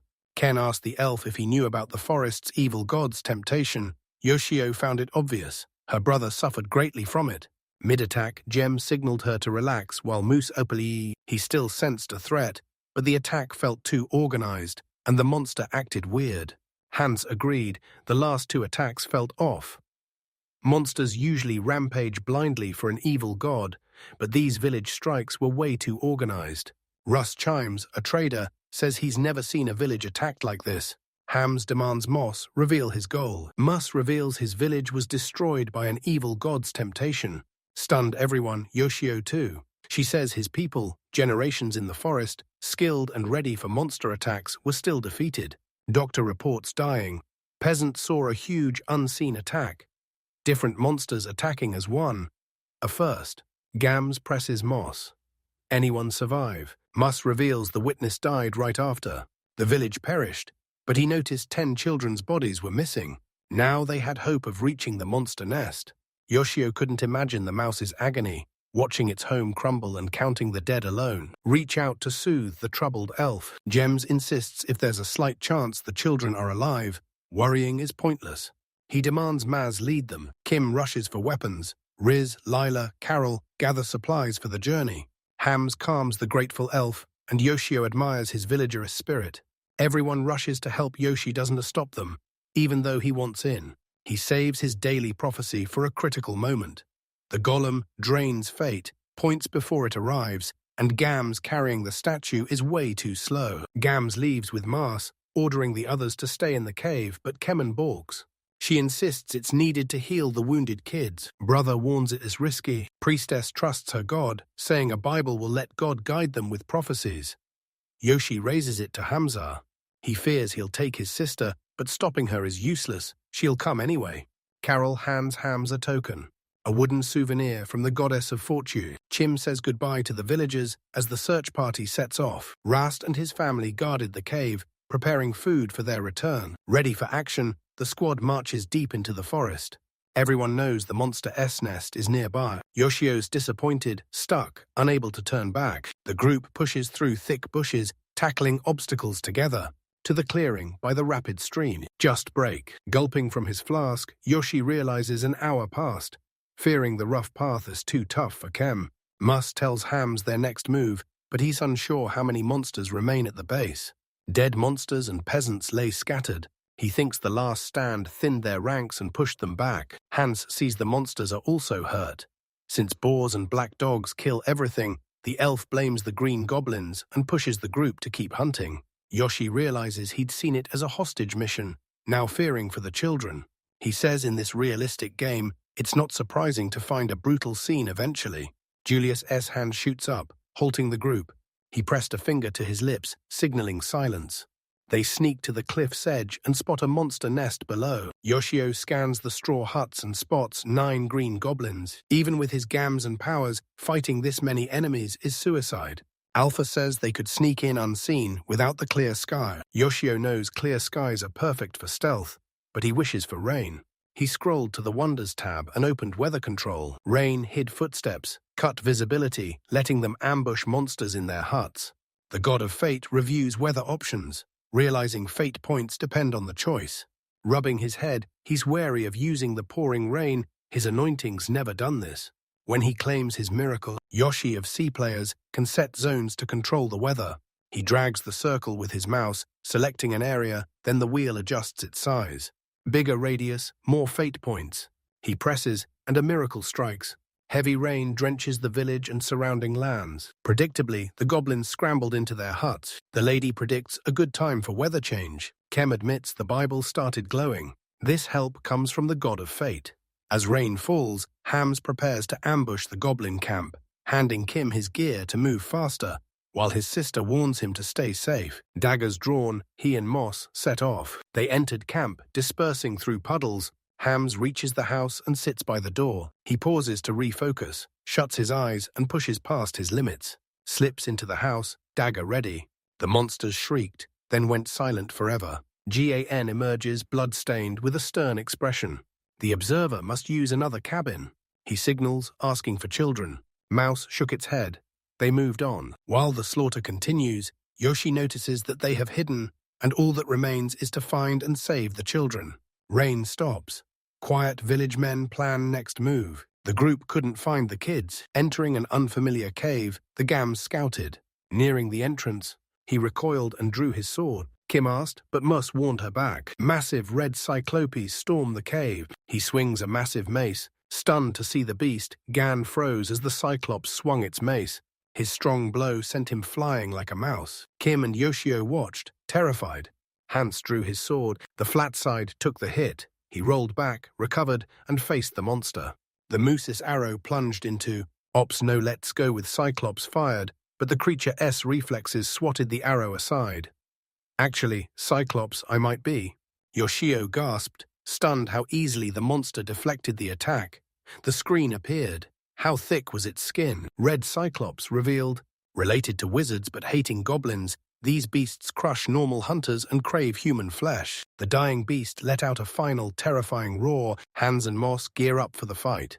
Stunned by the odds, Yoshio doubted 2 warriors could stop the red Cyclops charging Hamza. The Cyclops raised his mace for a crushing blow, but Han dodged, gripped his sword two-handed, gritted his teeth and lunged, slicing the Cyclops' head, but the blade only scratched its tuft.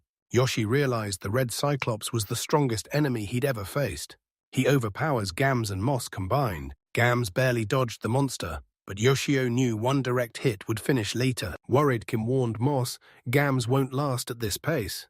Normal arrows couldn't pierce the Cyclops, So the elf grabbed his family's lethal poison, a toxin so strong no one survives. Miss S hoped a poisoned arrow for the Cyclops, but he doubted his strength could pierce its thick skin. Yoshio clutched his head, regretting he didn't force them to bring the wooden statue, leaving them without Gollum backup. Yoshio could send a prophecy or use Masi's poison, the Bible, and Hans's pouch. He considered using the prophecy to escape, but couldn't see them surviving the red Cyclops. So, the safest plan, abandon Gams, letting Kim and Moss escape. Yoshi and Gams fled, distracting the enemy with bright movements. Yoshio sweats, mumbling, they were just game and PC. Death means nothing. It's just another rule of the game. If he believed, he wouldn't be nervous. He rejects the idea, demands everyone survives, and hunts for a way out. Refusing to play an unwinnable game, he browses the Wonders tab, looking for useful ideas to change their situation. Suddenly, he realized the new plan could work. He types fast. Kim S. bag glows brightly. The Bible within the priestess pulls it out, explaining the crisis. Claiming the god of fate's wisdom, Yoshio summons a storm and narrows its radius to the Mach. Gams dodges another blow, leaning on his worn sword. The Cyclops nears, ready to crush the weary warrior with its raised mace. Yoshio resolves the storm and then lightning burns beast. Scorching the red Cyclops, its reign ended. Gams and Yoshio stare, stunned. Realizing the monster shrugs off the direct hit. Mas readies a poison arrow, aiming at the stunned Cyclopes. Open your mouth, the elf lands a perfect shot. Yoshio screams before impact. Quick Cyclops clubs it away. Yoshio curses sarcastically, then reveals plan B. He summons the Golem with a wooden god of fate figurine. Gam's figurine from Carol sits on an arrow by poison. Yoshio activates the miracle, and Kajing comes to life. It bursts out, squeezing poison in its tiny hand. Gallon storms the Cyclops Club. It's thrown straight into the monster S mouth and swallowed whole. It soon grabs their throat, while onlookers watch wearily. Yoshio's cunning tactic. He told the peasants he'd stun the red Cyclops with a storm, then they'd fire an arrow into its mouth. The arrow wasn't enough, so he hid the statue and poisoned it. Cyclops scratches its neck as Gallman shoves a vile stick inside, and Yoshio angrily says the game's over for the monster. Using my controller, I commanded the targets to smash the vial, poisoning the Cyclops until its eye turned white. It spits blood, falls, shatters. Yoshio celebrates in his room, his plan a success. He'd thank Gams, Moose, and the priestess, then have some fun. Profits roll done, the group enters the cave to save the children. Gam takes point, scouting the cave for hidden enemies. Nonsen agrees. Han enters the cave while the others watch eagerly. Soon, he steps from the shadows. Kim's warm greeting faded unspoken, her brother as graveside. Serious gaze made her and the mouse fall silent, gloomy, looking down. Hams sends Moss into the cage to check, telling Kim to wait outside. Kem objects, declare they re-ready, some still live. Gams insists it's his heartless brother and forbids her from entering the cave. The priestess stays back. Soon, hamsters and moles emerge from the cave, heads bowed, sorrowful faces. The bridge collapses, consumed by grief. Fighting the pain, I thank Cam and Gams for their support. The warrior tells him to look up. Devastated he couldn't save anyone, Yosha wipes away his tears. The peasant's sadness pains me. His tears stream. Kent asks Musa to pray for the dead. Hem wants the dead to find peace, and the broken elf agrees to pray. Yoshi eyes the darkening stage. After praying, he sees them hiding the kids. Unlike most games that skip straight back to the village, Dolly S no game. Here, death is final. Mus, Kim, and Gems pause at the fresh graves. The priestess tells the elf and Moss to head back to the village. Hans says the locals are worried too. Most slowly agree, easing the burden for their brothers and sisters. That night, Roos and his family saw the group return looking grim. Carol dashes to greet them. Mus pulls her in tight.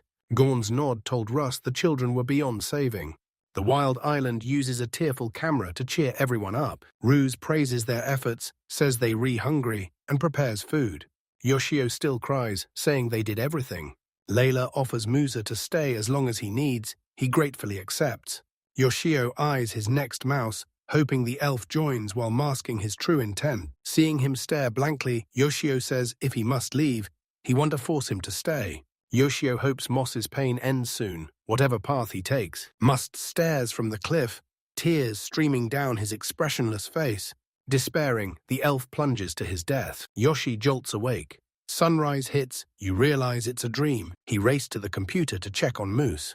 She's relieved to find him alone in his room. Safe, but on edge, Moose's worried face shows he's been fighting dark thoughts all night.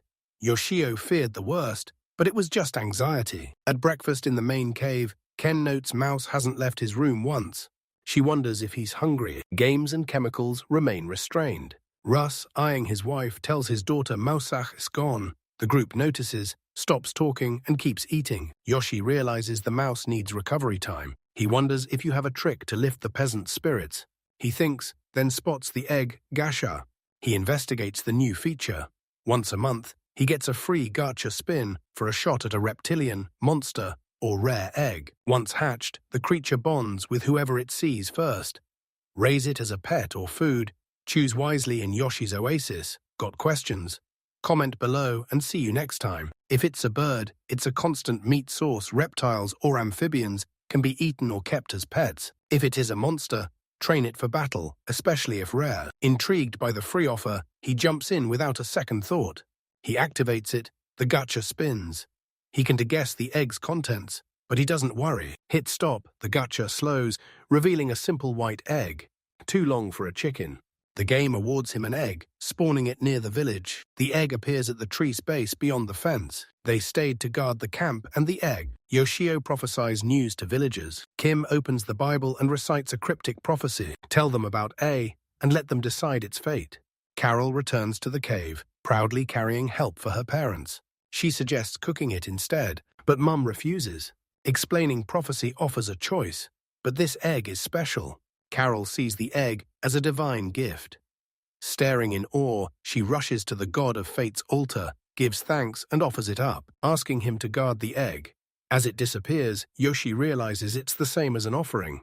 Terrified by the egg, Layla rushed the altar to apologize for Carol, swearing she'd meant no harm. Yoshio's surprised the egg arrives tomorrow, too risky to eat if not chicken, so he hatches it, curious what's inside. He searches online for eggs and finds it's a reptilian egg. He struggles with reptiles. He suspects it's a real monster egg, since it came from the village of fate, not the usual source. He ignores worry, calls the idea absurd. He convinces himself it's just a harmless lizard or snake, worrying only about his family's reaction. Next day, Mum says the package arrived. He checks it and finds a live animal instead of raw meat. He cracks the egg, and his mother forms. Saying it's a reptile, she immediately asks if he will a reptile to win Saki's heart. The girl was adored, and that might be why Yoshio and his father loved reptiles, a family trait. His dad raised lizards while single, then dumped the work on his family after marriage. Yoshio was stunned to find his sister Saki raising reptiles, a secret he'd missed by avoiding her room for 10 years. While his mum talked, he realized he'd never noticed this detail about his sister. Wanting to get closer to Saki, Yoshio asked her for reptile care advice when she returned home that evening. Over dinner, he discussed it with 3 father 4 are 5 seeking 6 advice, 7 from 8 them 9. She 1 and 2 his 3 dad, 4 seek. To save the area, the village sent him reptile eggs. Raise 1 get 2. He mentioned Saki and his father love reptiles, so they eagerly shared tips. After dinner, Saki and her father examined the egg in Yoshio's room. Noting its reptilian look and strong shell, they questioned his species, but Yoshio couldn't answer their technical questions. Grab the tools to build the reptile terraria. Setup complete. Egg inside. Snaps and pics. He told Yoshio to report the hatching and record every detail. Walking along, Yoshio felt lucky to have 2 reptile lovers in his family. Coincidence or not, Fade a Fair Village forged his family bonds tighter every day. He questioned if a faith god existed beyond him. Days later, he nervously adjusted his jacket at the mirror before leaving. Mum teased him for his date. Shocked it was Trini, Yoshio bolted without mentioning the girl, vowing to return. He visits Sis, her leg healed. They hit the dessert cafe they'd mentioned. This is a couple's cafe, and I'm just glad my friend's happy. After several conversations, she admitted often talking to his mother for updates. He was finally happy after reviving the village, but her curiosity made Yoshio suspicious. He was scared to admit it was just a game. Microtransactions afforded by his work. She'd lose interest, but game rules forced his silence. risking his doctor's life. Unable to lie, the doctor finally confessed his true feelings.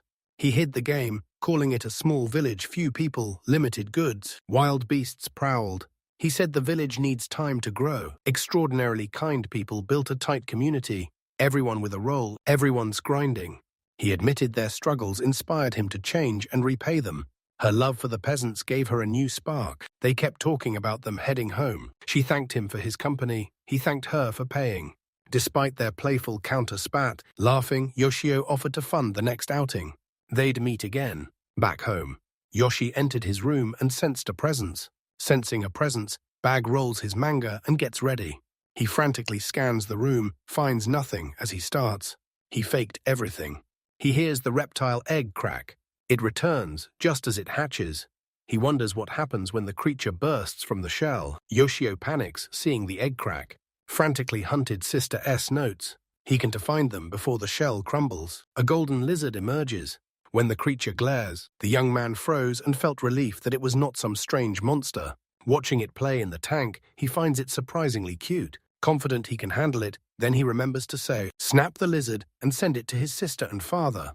He identifies the lizard species online. He sees seen similar, but none shines this brilliant gold. He calms the lizard in its terrarium, finding her cute. And later that evening, Mum calls Yoshio for dinner. He descends the stairs, the lizard tracking his every move. He enters the kitchen, sensing the tension as his sister scolds him for ignoring her calls despite her texts. He doesn't get why she's upset. Remembering he sent a lizard photo to ask its species, he apologizes, but she points. She demanded to see the lizard the second she got home. Apologizing mid-fight, Yoshio vows to deliver it. Yoshio follows the lizard back to the room, but opening the main hall door, he's shocked to find it already there. I know how it escaped that cage. He grabs it and rushes to his sister. Before she can snatch it, Mum tells them to eat at the table. They were delaying their father. Settled, she asks them to enjoy the lizard after dinner, but eat dinner first. After eating, the family rushed to Yoshio's room, and Saki stood stunned by the lizard's golden glow. She says golden lizards don't exist in Japan, but her dad thinks the weird color is no big deal. Sharp scales mimic an armadillo lizard. Saki asks his brother what lizards eat, but he says he just ate fruit from the village. Father asks if he inquired with peasants about the lizard type. Yoshio dodges the question, repeating his plan to save the village.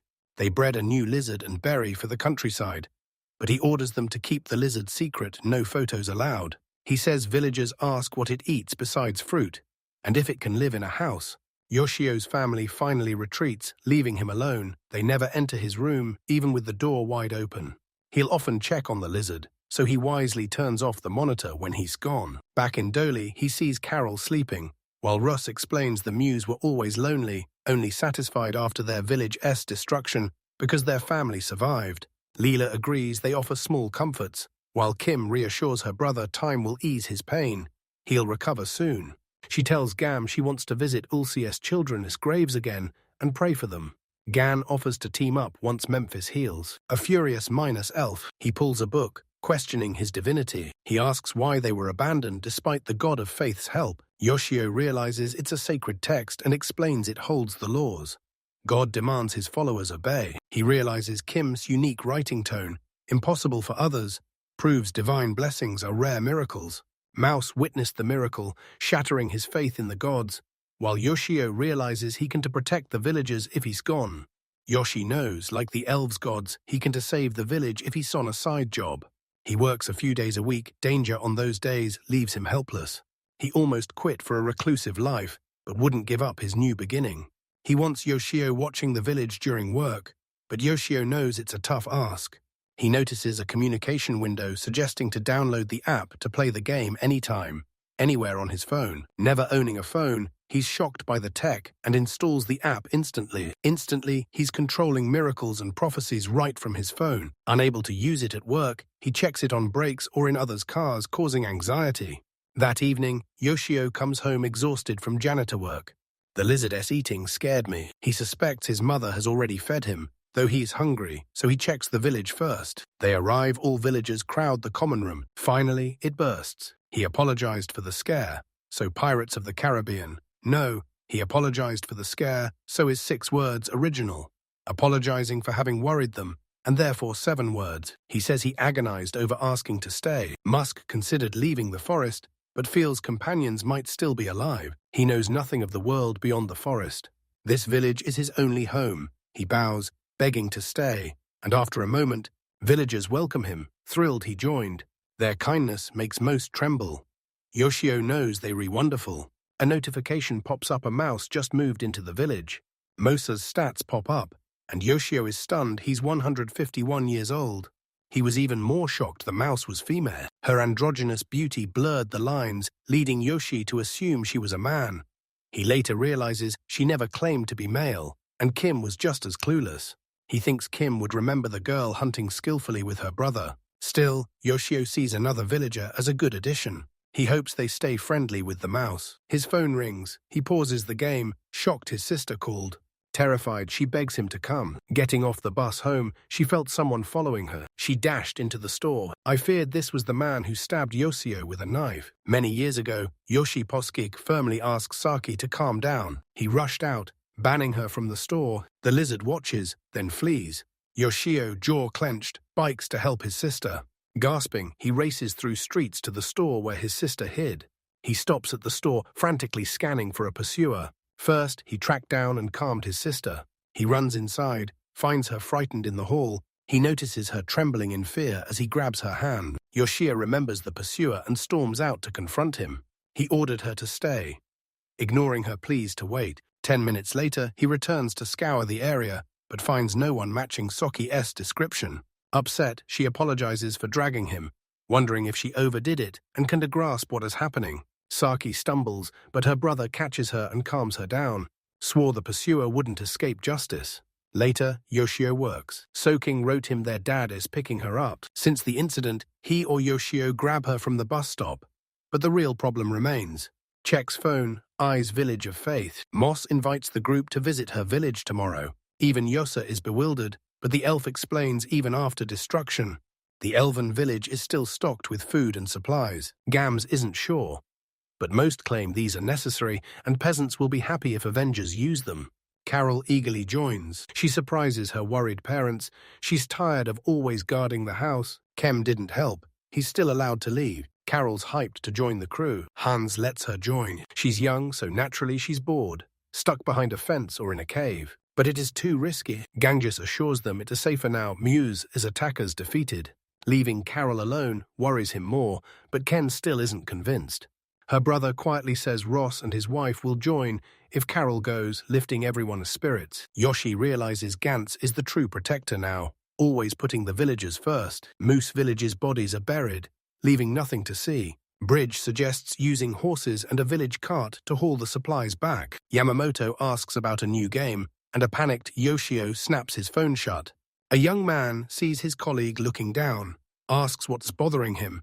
Yamamoto brings up the game again, explaining it's a strategic simulator for capturing enemy territories.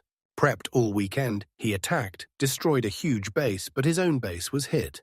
Yamamoto poured cash into getting stronger, but lost everything. Some bases survived, though half last month's pay blew up with one base. But instead of pity, Yoshio bonded over their shared misfortune, having wasted a fortune on dolly microtransactions himself. Next day, Yasha explores the village as they prepare for Muse. They head to Losia, across the river, and past the forest near the cave. No bridge, so they trek downstream to a shallow ford, then climb the opposite bank. Yoshio scouts from high ground, checking the map and scanning for threats. With Mouse living here, I can explore every place she knows. Elf Travels lets Yoshio reveal huge parts of the Forbidden Forest map. Hunting local frauds is becoming a habit since the team's late. He still hasn't mastered the forest's massive layout. Caroline loves the adventure, playing princess guarded by her nightgam. He indulges her while Kim grumbles nearby. She was jealous of her brother nearing their goal. Yoshio scans the ruined village for hidden threats. It is mostly burnt, but hidden food could remain. You spot people in the ruins, at first thinking they are survivors, but a closer look proves otherwise. A middle-aged man leads classic adventures, but he's too far to hear their words. Without the Bible, Josio can to hear them. He learned miracles and prophecies only work close, yet he still wants to warn Gams and others. He's saving his one daily shot for an emergency, since these strangers aren't hostile.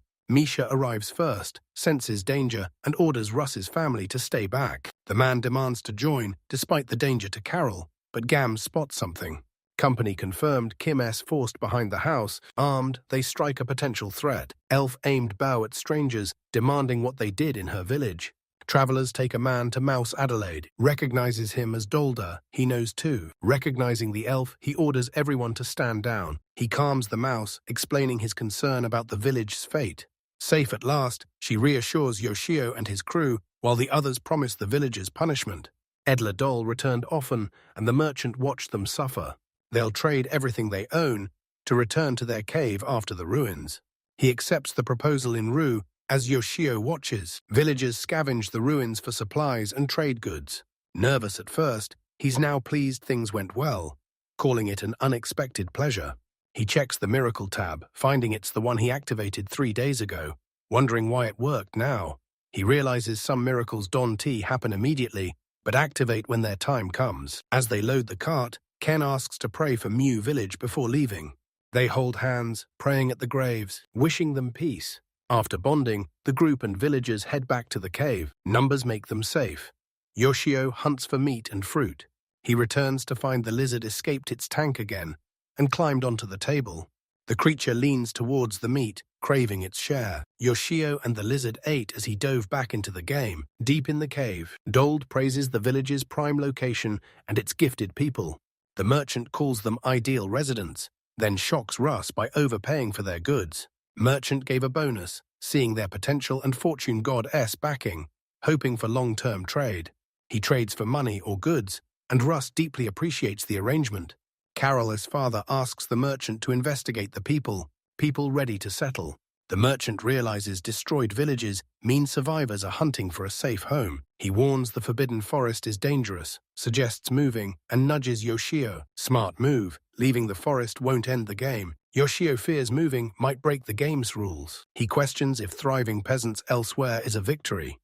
Deciding their happiness outweighs his desire to continue the game, he backs their choice, ignoring the prophecy. Ras says he wants to stay. The god of fate protects life, and his wife stays by his side. Carol refuses to leave her friends. Ken settles there for life, while Jem vows to protect them and the moose. Knowing nothing of the outside world, she wants to leave the forest where her brother died. Merchant respects their choice, promises to find more villagers. He shakes Russ's hand, promising to return soon with supplies. I'm leaving Yoshi, glad they are staying behind. Yoshio's prophecy hits, the Bible glows, and chemists scramble. Reading it aloud, he greets Mass for the god of fate, honors the fallen, and wishes her well. Yoshio leaves his desk, ready for winter and expecting backup. He asks the lizard what name she wants. First, it offered Astoris, a lizard it absolutely hates. Fate honors the journey they shared. In Fate Village, a golden lizard scurries, while Yoshio sits alone in his room. Let's leave him on his phone. He's back to sea with Simon after years. I'm glad we reconnected, but I have no clue how to keep it going. 10 years ago, S joined a big company. Yoshi resented her success failing to find work. He ghosted her and skipped their meetings. Yoshio feels sick, doubting he deserves to talk to her like nothing happened. He wants to leave her side, but he's completely lost. He struggles to talk to non-family. He asks Gems to teach him how to talk to people. Carol questions the soldier, reacting just like Kim. She learns he hunts with Moss. She wishes him well, and he pats her head. Yoshio thinks only hot guys can head-pat girls without being creepy, so he lets Ruse handle the adult talk. Ras lists what to offer and get from the doll. Glad the merchant came to trade. Layla sees this as a divine hint her husband must not overexert. He must keep up with GAN's efforts. Older Rufus feels useless, and Yoshio gets it, comparing himself to Gams. He watches Russ endure unusual exercises. His anxious legs could bolt, taking Carol. His wife jokes it is too late. She reassures him everything is fine, she's by his side. Consumed by jealousy, Yoshio searches for a master to help him win her heart. His sister mocked him. His friend calls him a charmer, but he's always online. Yoshi suddenly realizes he forgot the prophecy. He stays silent, exploiting the situation for his own gain. In the village, Ken reveals a prophecy to the group. She reveals the god of destiny needs advice on a young believer's love life. God admits human love is incomprehensible, confusing peasants due to a strange prophecy. Yoshio panics, fearing his blasphemous message ruined everything. Asking for videos feels awkward. Dating game characters. Unlike the rest, they're all he's got. Carol is pleased with the consultation, will ask for advice later.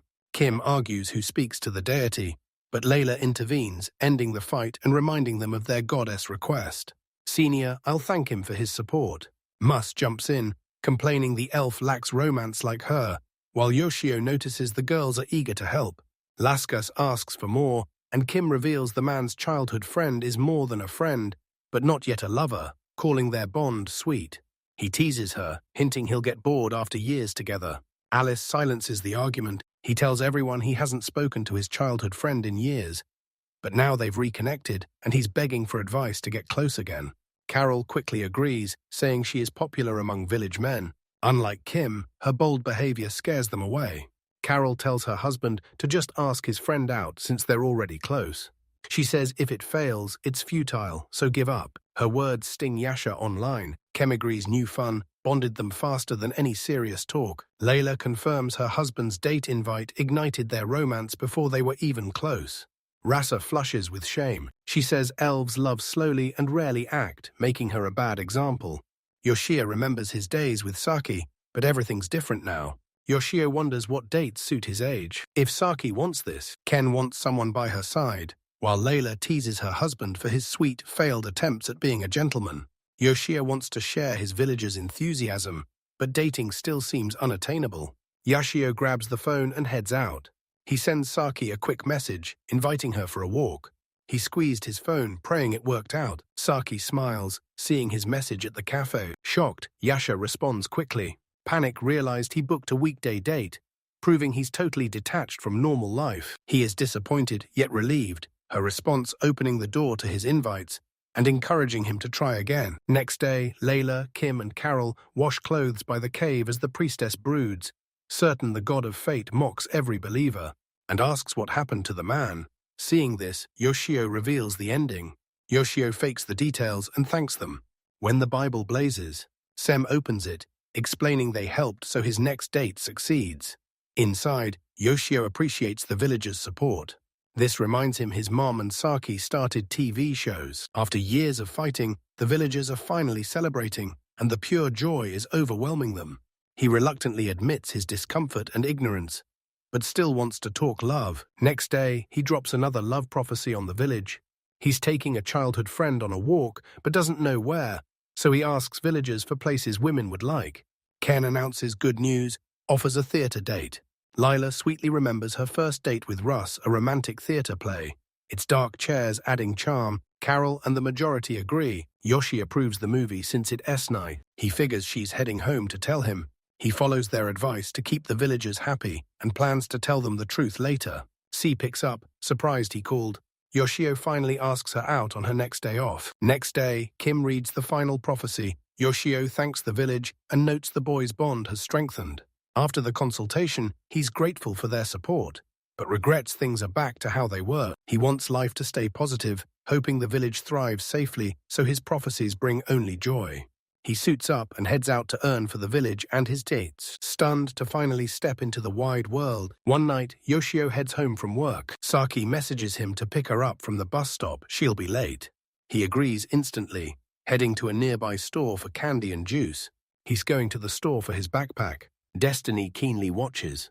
They closing in. He goes inside, waiting for his sister. He drops the name. He spots a familiar man coming out the door. Sharp pain hit his gut as memories flooded back. Years ago, his sister was being stalked, so he went to deal with him.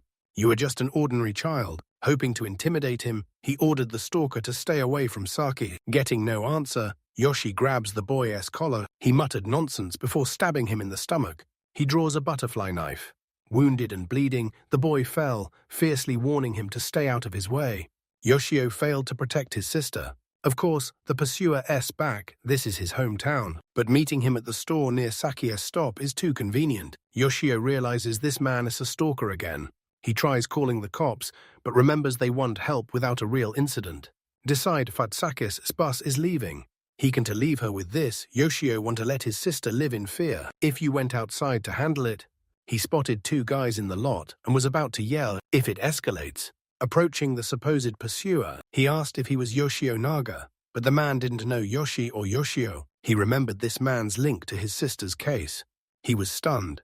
Yoshio was Saki's older brother. Yoshio greeted him, watching his reaction to the surprise encounter. Nagabard regretted causing trouble, his apology stunning Yoshio. He apologized to Suri II for his harsh words, admitting he spoke without thinking.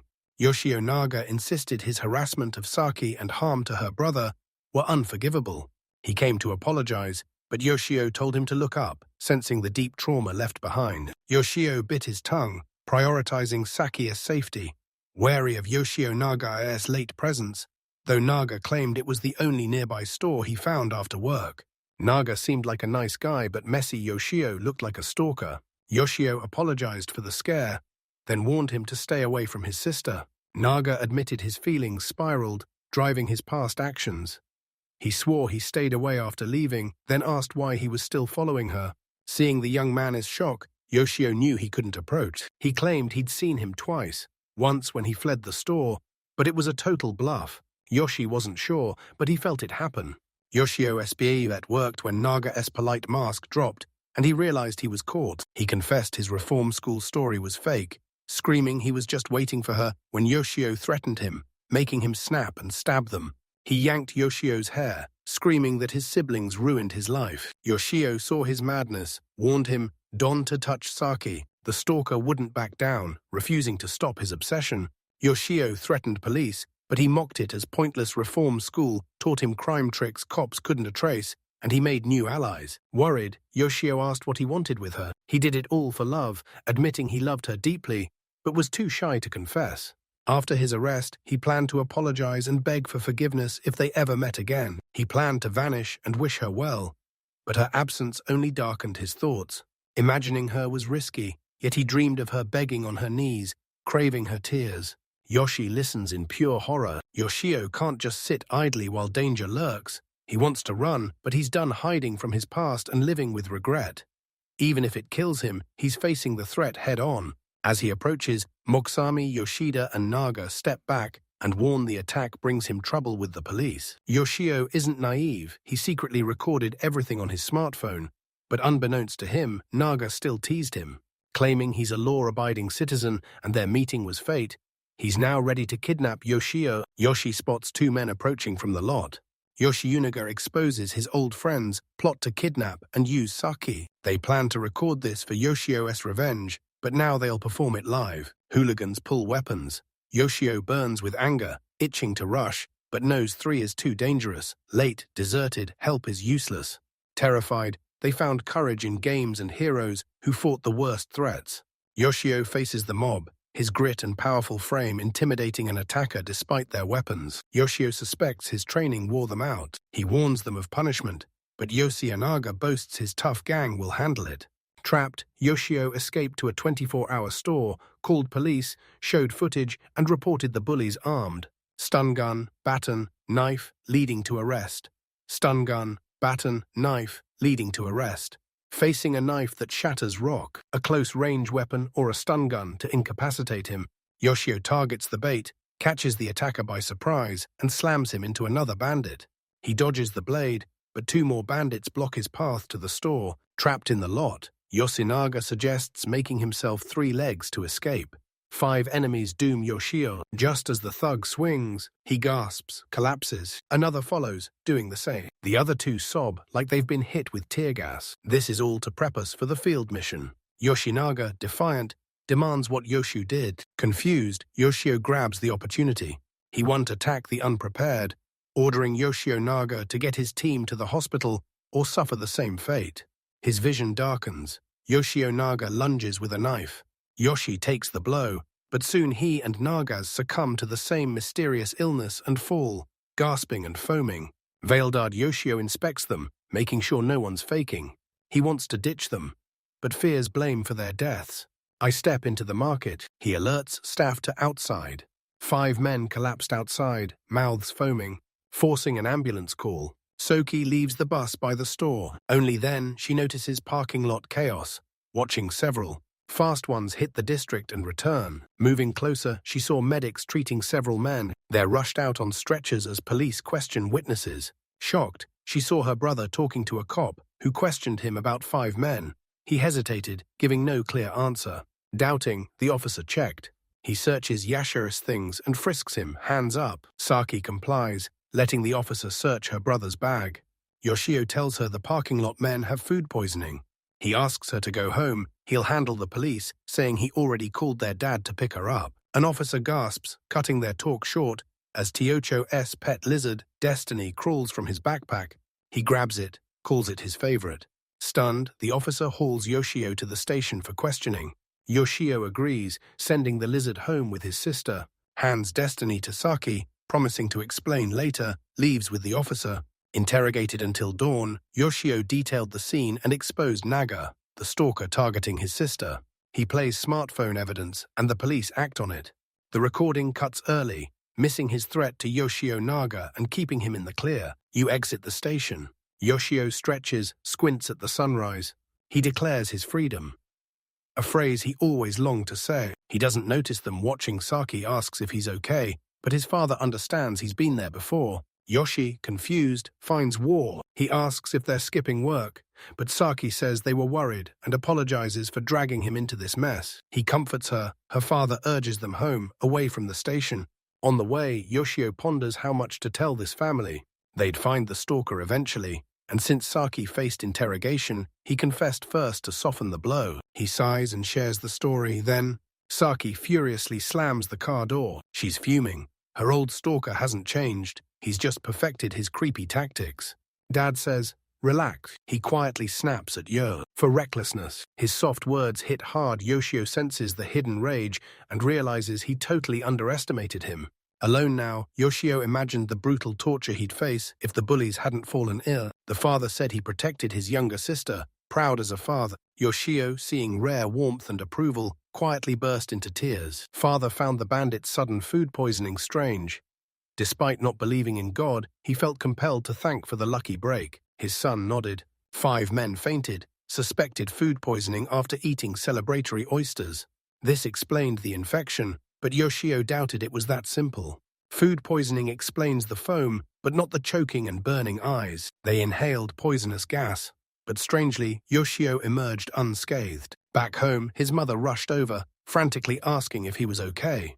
He calmed her down and headed upstairs to check his lizard, Destiny. He recalled it was with him at the scene, briefly thinking it caused the parking lot incident. Dismissing the idea, he hopped on his PC to check the rural game. He watched the peasants busily working their daily tasks. You owed them big. Their bravery fueled his strength to protect his sister. He went to bed, exhausted, and instantly slept. 6 hours later, his mother woke him by calling his name. He headed downstairs expecting a package, but his mum revealed a guest was already waiting in the guest room with snacks. Saki's voice from there confused him. He froze, stunned to see her waiting. She took a day off to visit him and Saki after their trouble. Moved by her worry, he sat and told her he was fine. Sitting together, he realized it had been ages since they'd gathered like this. He noticed the room quieted, Saki's lively chatter fading as he arrived. He lightened the mood. And she later revealed his sister told her everything, stammering to call him Yoshi instead of a formal address. He quickly assured her Yoshi's fine. She gave a faint smile, leaving them blushing, shocked, and crushed. I interrupted, asking if it was over. Yoshio knew the thugs were cooked. Their phones are full of evidence, and they'll be arrested the moment they leave the hospital. Soki was relieved, but shocked when her brother insisted she call him instantly if anything else happened. Seabind's happy siblings made up. When siblings acknowledge their bond is improved. Her eyes widened as she asked to be friends again.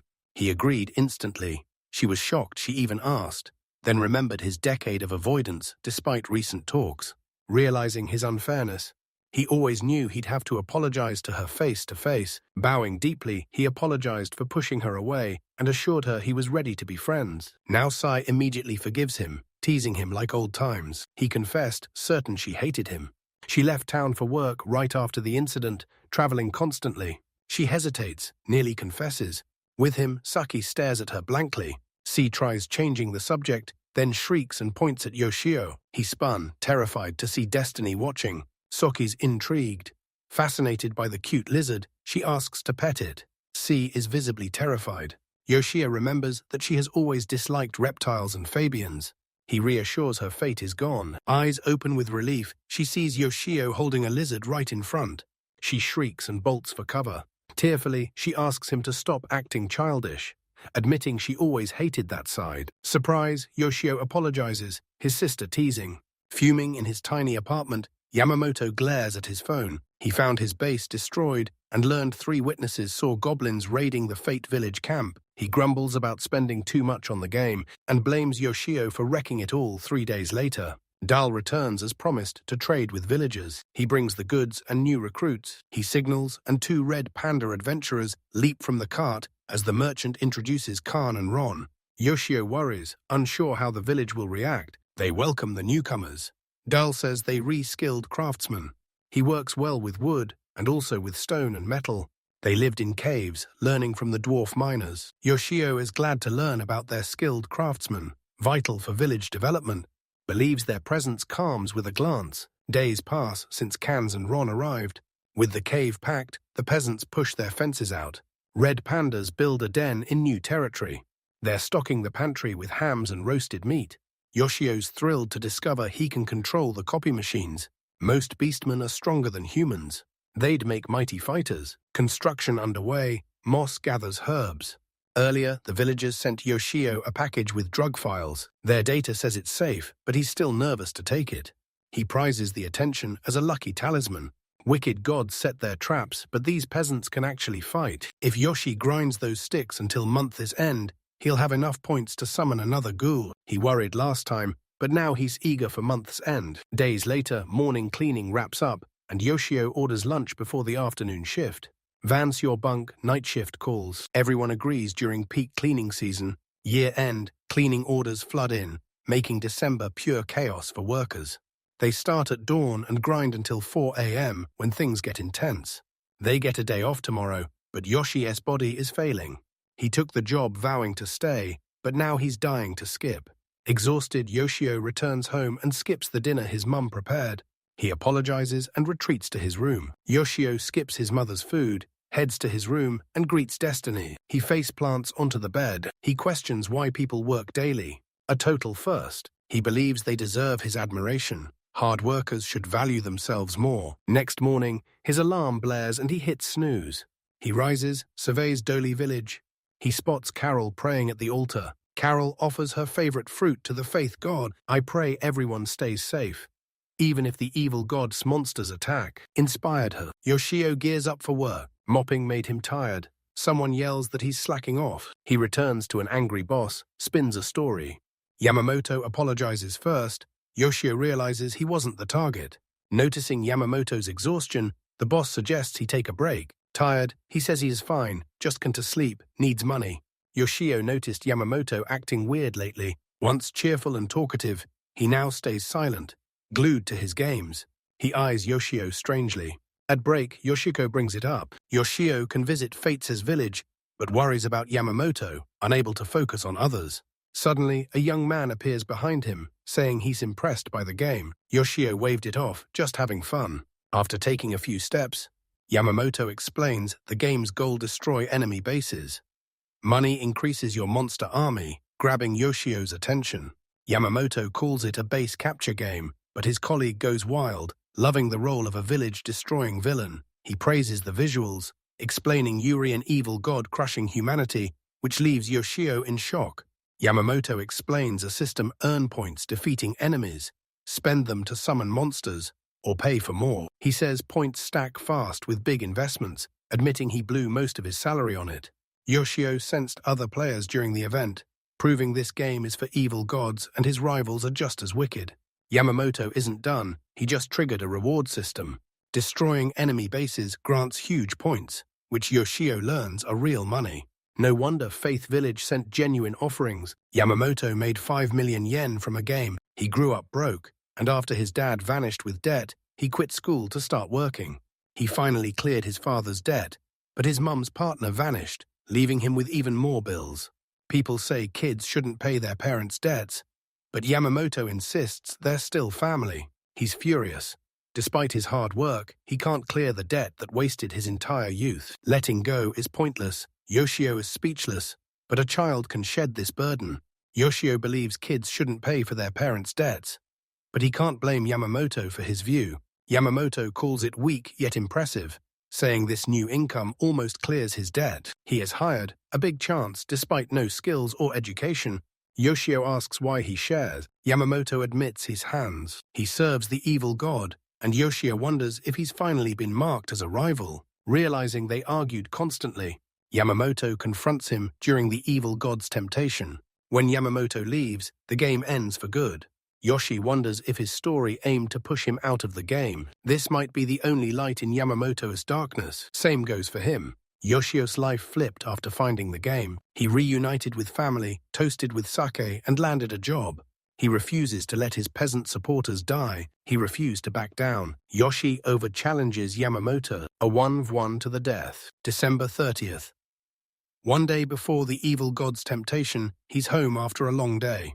His boss praises his hard work. Yamamoto hopes to rely on friends again next year. Masaki greets him, wishing him the best.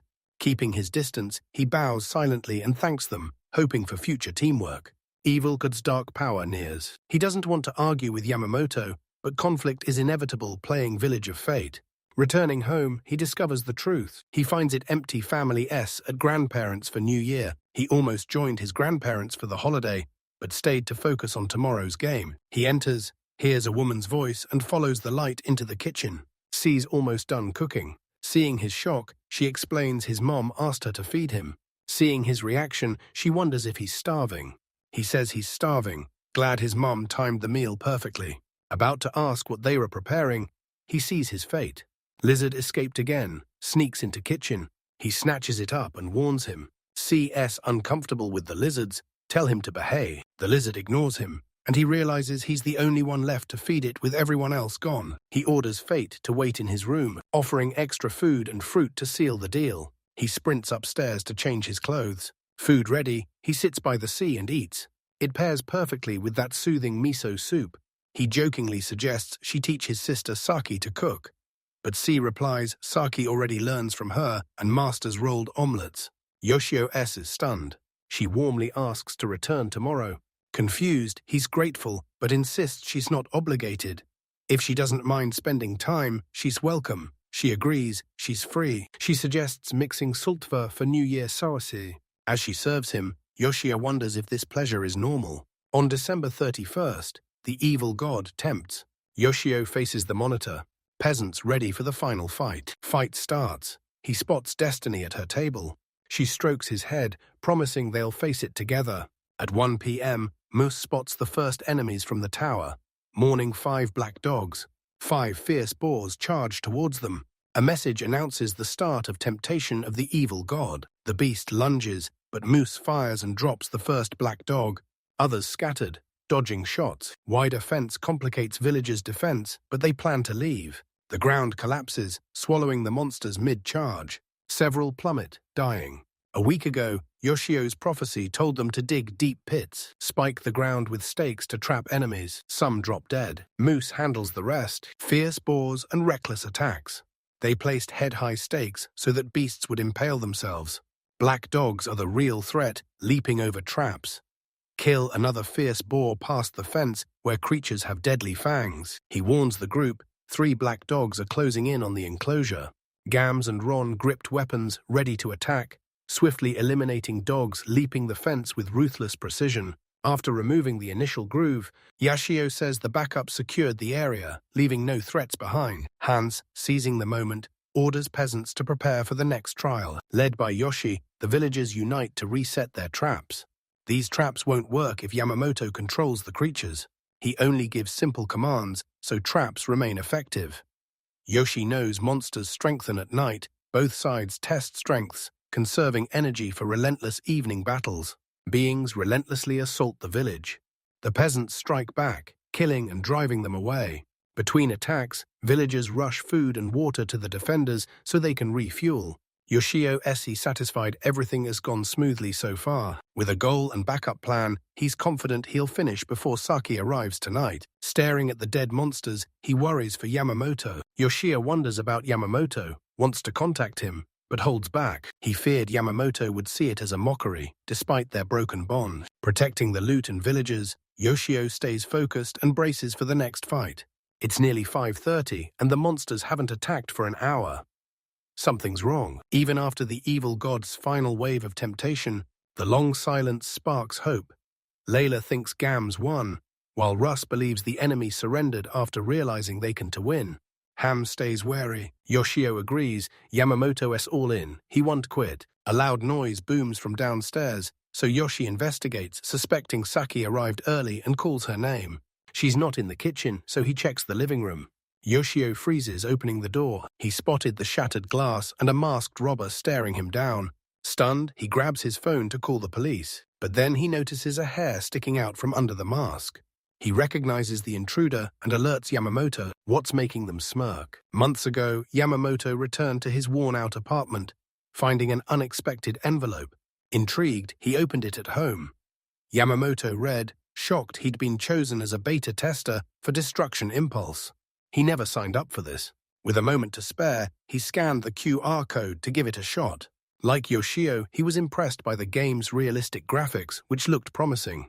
After learning the rules, he could summon monsters and command them to attack. Yamamoto studied the base game, but skipped it, realizing he couldn't complete it solo. Later, the man pounded his door. He demanded Yamamoto pay this month's dues and all late debts, or face the consequences. Conley and Yamamoto paid up, asking if their debt was settled. Money hits the account, and he's in shocked by the quick cash. He asks for the source, but Yamamoto brushes him off and promises more on time payments. After the man left, Yamamoto shut the door with a twisted laugh. His urge to wreck the game actually filled his bank account. He left the game, but recently checked it and found his monsters raided a small base, racking up points. He found out points were real money, so he went all in. Premium perks buff monsters to raid massive bases. Playing for money felt like a dream. He didn't get the company's generosity, but he could finally pay his debts. Boss introduces him to new colleague Misaki Tiochio. Yamamoto noticed Yoshio's strong build, but his pale, sickly appearance and strange behavior, yet still saw his determination. Exposed, Yoshio endures the grueling work for a long time. Later, he admired Yoshio's drive and optimism. He saw him as a trusted junior. During the next event, Temptation of Evil Gods in the game, Yamamoto raged after his defeat. They expected easy victory, but a mighty warrior surprised them. He regretted sending his red Cyclops to the elf village instead of the fight. Yoshio loves gaming, so he saw a shot at friendship. Stunned, he learned Yoshio's gain destroyed his dear red Cyclops, a result of the previous village attack. Back from work, he realized he had to defend his base. Weakened forces meant he couldn't spend points freely. He spotted Yoshio gaming on his phone. Stunned, he recognized it. A destructive urge surged, but the enemy grew suspicious, questioning if Yoshio knew all along. He mocked him in secret, then stormed into Yoshio's job in a total rage. He admitted knowing their rivalry in the game, the day the evil god tempted them. Yamamoto changed his life with gaming and let no one stop him. First wave hit, he defined Yoshio with cunning traps. Shocked by Yoshio's power surge since last time, stressed to the limit, he started chain-smoking. He chain-smoked all day. Threats emerged. His slow plan failed against clever foes. He wanted to instantly deploy money and troops, but Yoshio likely had a hidden Gulam advantage. Unsure of his move, he knew he'd win if Yoshio vanished. He eyed the baseball bat, tempted to strike, but resisted. Realizing its distortion, he realized acting would betray his honest, hard-working life. So he calmed himself, still hoping to win, as his monster grew stronger nightly. Cigarettes ran out, so he went out for more to clear his head. He opened the door. A strange man waited. A man in sunglasses and a leather jacket asked who he was. The stranger countered, "Do you believe in gods?" He immediately suspected a cult. Yamamoto told him to leave, but his outfit and vibe caught his eye, noticing he wasn't a typical believer. Insulted, the man snapped that he follows the gods, especially the evil ones. One hand flick hypnotizes Yamamoto, leaving him baffled. "Let's go." Yamamoto stands in Yoshio's room, crowbar in hand, as his rival calls his name. A young man pulls off his ski mask. Worried, Yoshio caught him red-handed, demands what he's doing, what's her deal. With a creepy smile, tell him to drop the weapon and promise to call it a scare. Yamamoto confronts him, and Yoshio admits he's interfering, promising to stop if Yamamoto backs off. I tried talking sense into him, begging him to wait until the evil goddess influence faded. Yoshio warns him he's breaking the law, but Yamamoto snaps back, demanding he quit the game. Yoshio continue. Yamamoto reveals he got wasted, fought a co-worker and grabbed a crowbar from Yoshio's shed. Yoshio warns the lie won't work, but Yamamoto knows society trusts him. He paid his family's debt and built a flawless reputation. Yoshi vanished for a decade with zero status, but everyone knew his story carried the most weight. Yamamoto insists he won't harm Yoshio. A record ruins his life. He expects Yoshi to throw the match. I propose he splits the loot in exchange. Yoshio loves the deal. No injuries, easy cash, and Yamamoto is his friend again. The only loss was Doli village gradually disappearing from his life. Yoshi locks eyes and asks one question. He asks if Yamamoto feels any remorse. Asked about guilt for the village attack or if realistic deaths made him reflect, Yamamoto responds, "Visuals or not, it's just a game. Even if real, they're just nameless strangers in war reports." And Yoshio admits TV horror doesn't move him. But he says game NPCs try hard to live normally, much better than a reclusive homebody like him. Yamamoto questions Yoshio's stupidity, wishing they could understand each other.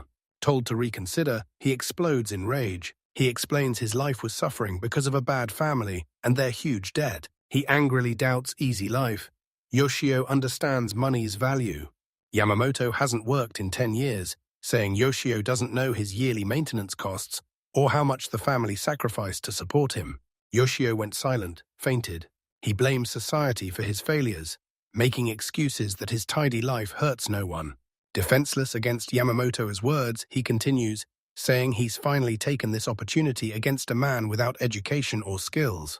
He knows without a degree, society offers him no future. Yoshio can't answer. He wasted his privileged childhood, grew lazy, dropped out, missed opportunities, and knew his words held no weight for Yamamoto. Surprised, Yamamoto asks why Yoshio is crying if he himself is on the verge of breaking down. Yoshio admits Yamamoto's incredible, far beyond him.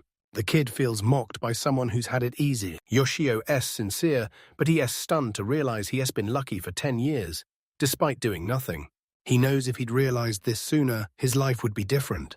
His inaction weighed him down. Yamamoto laughs off Yoshio's pity and dares him to scream. Stay cool and watch from the sidelines. He pulls out his phone, showing the final village attack starting in Sakival God, his temptation Sakie. Anxious Yamamoto ascends the observation tower. He stares, stunned, as a huge army of monsters emerges from the trees.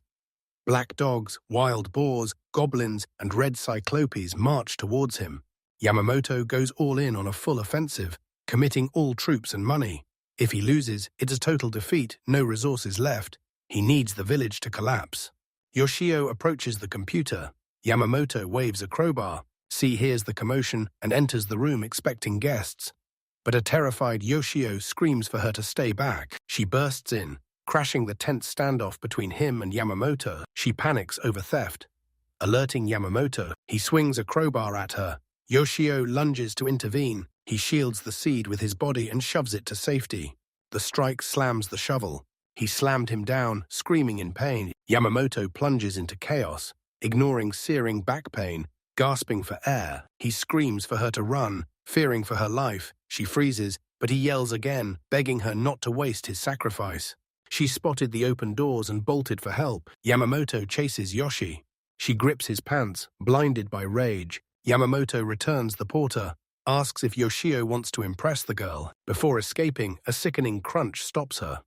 She turns to see Yamamoto brutally beating Yoshio, lying helpless on the floor. Yamamoto readies his final blow, yelling for him to stay back while checking the watches. The blow hangs.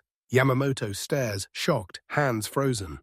Saki watches, stunned, as Yamamoto frantically waves the crowbar, his body uncontrolled. He spots Destiny, the golden lizard, rushing to help her master. Suspecting the lizard caused his condition, Yamamoto warns it to back off. A wrench targets him as Destiny unleashes poison. Yamamoto drops his weapon, grabs his throat, and collapses. She spots him. He heads for her friend, but then notices Destiny crawling on her slipper. She flees in terror. The lizard climbs her body to her face, tongue out, hissing. CS knocked out, leaving Yoshio paralyzed and silent as he watches everything. Is this how he dies? He hopes she's safe before he blacks out. When he wakes, fate awaits. His tail tears the bottle, spilling medicine Yoshio thinks is moss-made. Understanding the lizard wants him to drink, He opens his mouth as fate pours the bottle's contents in. Energy surged through him. His wounds vanish. He bolts up, clutching his chest, shocked. His voice is back and the bruises are gone. He skips, admiring Herbs, races back to see. She's unharmed, just unconscious. Yamamoto gets symptoms like Yoshio and others. He realizes fate saved him before. Lifting the lizard, he knows the village of fate is real and thanks it for saving him. Remembering the village, he frantically checked his phone. With Yamamoto as troops nearing for the final attack, Gams orders everyone into the cave. Too many monsters swarm the palisade to fight. After monsters ravaged the fence and structures, he orders the cave sealed. Inside the cave, the passage was blocked by furniture, debris, and a cart. Monsters storm the barricade, and the villagers know they're about to be overrun. Judge Ken refuses to quit. Pointing to the altar, someone shouts that the god of faith still protects them. Statue unmoving, the group accepts their doom. This is their end. Jem regrets failing his vow to protect everyone. Carol S., confused by his words, doesn't get it. With a look from his mum, Moose pulls a bottle from his bag and hands it to Carol. Calmed by the explanation, Carol quickly drinks the sweet beverage, likes it, and falls fast asleep. Layla scoops her up, thanks the elf, and smiles, knowing her daughter won't have nightmares. Others are silent. Grim Kem eyes the altar, says they can still save one, despite the situation. Rescue isn't the right word, she prefers this to dying there. She wonders aloud who to choose, confusing everyone. The priestess says that day they hadn't sacrificed to the god of fate and suggests offering Carol as tribute. The group's impressed, but doubt it's possible. Then the knocking grows louder. Gayam. No time to argue, he dives right in. He sets his daughter on the altar as Layla begs the fate god for protection. Kem apologizes for failing despite his blessings. As the girl glows, Yoshio calls Gaul. The god of faith statue glows bright white. Villagers watch, amazed as it comes to life. He scoops Carol up, savoring his victory. Yashia returns to save his people. Faith's avatar arrives to cheers as Gaul hands Carol to her mother and charges the sealed entrance. Yamamoto's going all in. If Yoshio crushes the final cave guards, he wins. He's ready to spend all his fate points and give everything. The hero pushes the cart forward, smashing monsters blocking the tunnel. It flashes out like lightning. The ghoul lunges, carving the monster horde with a storm of steel. The tunnel is clear, paving the way for destruction. Hams rallies peasants to battle for his god. Gallant Side dodges the red cyclist's blow. Watching them is dangerous. The black dog attacks, quickly knocking him down. Seeing the peasants join the fight, Yoshio leaves the weak monsters to the others. I target 3 red cyclops. Someone's smashing the target with a mace. Hallan dodges, flipping over the beast. The cyclops drove a stake through him. The golem parries while retreating. Facing a tough battle, Yoshio orders his creature to slam its sword down and kick up dust. Yoshio takes remote control, using the monster S vision to track Gaon and order a cut. I slash the cyclops' leg, toppling him. Mace flails wildly. He tosses a stone to distract him. The red cyclops attacks again, but the target dodges, smashing its own ally instead. The golem delivers a fatal neck blow. Attack on Titan style. Knocking down 2 monsters, Yoshio focuses on the last one. Red cyclops races for the gong. It dodges again and leaps high. He lands a heavy blade strike. He crushed the monster's face, killing it. Yoshio celebrates his victory and calls on the peasants to make one last push forward together. After a fierce battle, the Golden Guard peasants stood victorious on the field, strewn with fallen minor monsters, fighting for survival. Peasants swarm from the cave, cheering their victory. Yamamoto's phone pings and Yoshio snatches it. He reads Yamamoto's game is over. Player rights revoked, memories erased. Yoshio is stunned by the unpredicted. Even after a magical lizard and potion revived him, Yoshio accepts the impossible, wondering if Yamamoto will forget that day too. Livid that the enemy threatened his peasants after his breakdown, Yoshio is convinced Yamamoto is just playing the game and isn't actually angry. Yoshio taps the unconscious devil motor. He wakes, recognizes Yamamoto, and tells him it's late. Yoshio claims Yamamoto fainted from drinking too much at his party. Yamamoto claims an empty head, remembers nothing. Yoshio, despite suspicion, believes his memory loss is real. The motorist remembers a stranger came home that night and did something strange. Yamamoto says the man hypnotized him. He fainted, but it doesn't match Yoshio's party account. Yoshio finds hypnosis unbelievable. But Yamoto's strange eyes make him suspect someone controlled his friend to ruin the game. This idea is reinforced when Yamamoto worries he acted aggressively, and Drunken offers amends. Yasha suspects another player S behind this, someone who escalated the game or gained unique abilities. But it's overwhelming. Smiling, he tells Yamamoto he must return home after New Year's for reasons. He asks to stay longer. Yamamoto buys it, apologizes, and heads home as Yoshio wishes him a happy new year, returns to see her stirring. C wakes up asking Eponika if he's okay and where Destiny is. Yoshio proves he's fine and says she just dozed off, convincing her it was all a nightmare to keep her safe. She agrees, warning him he'd regret it if it actually happened. He thinks Destiny was just dream too, missing it sitting right on Yoshi's head. She remembers she must prepare the next dish.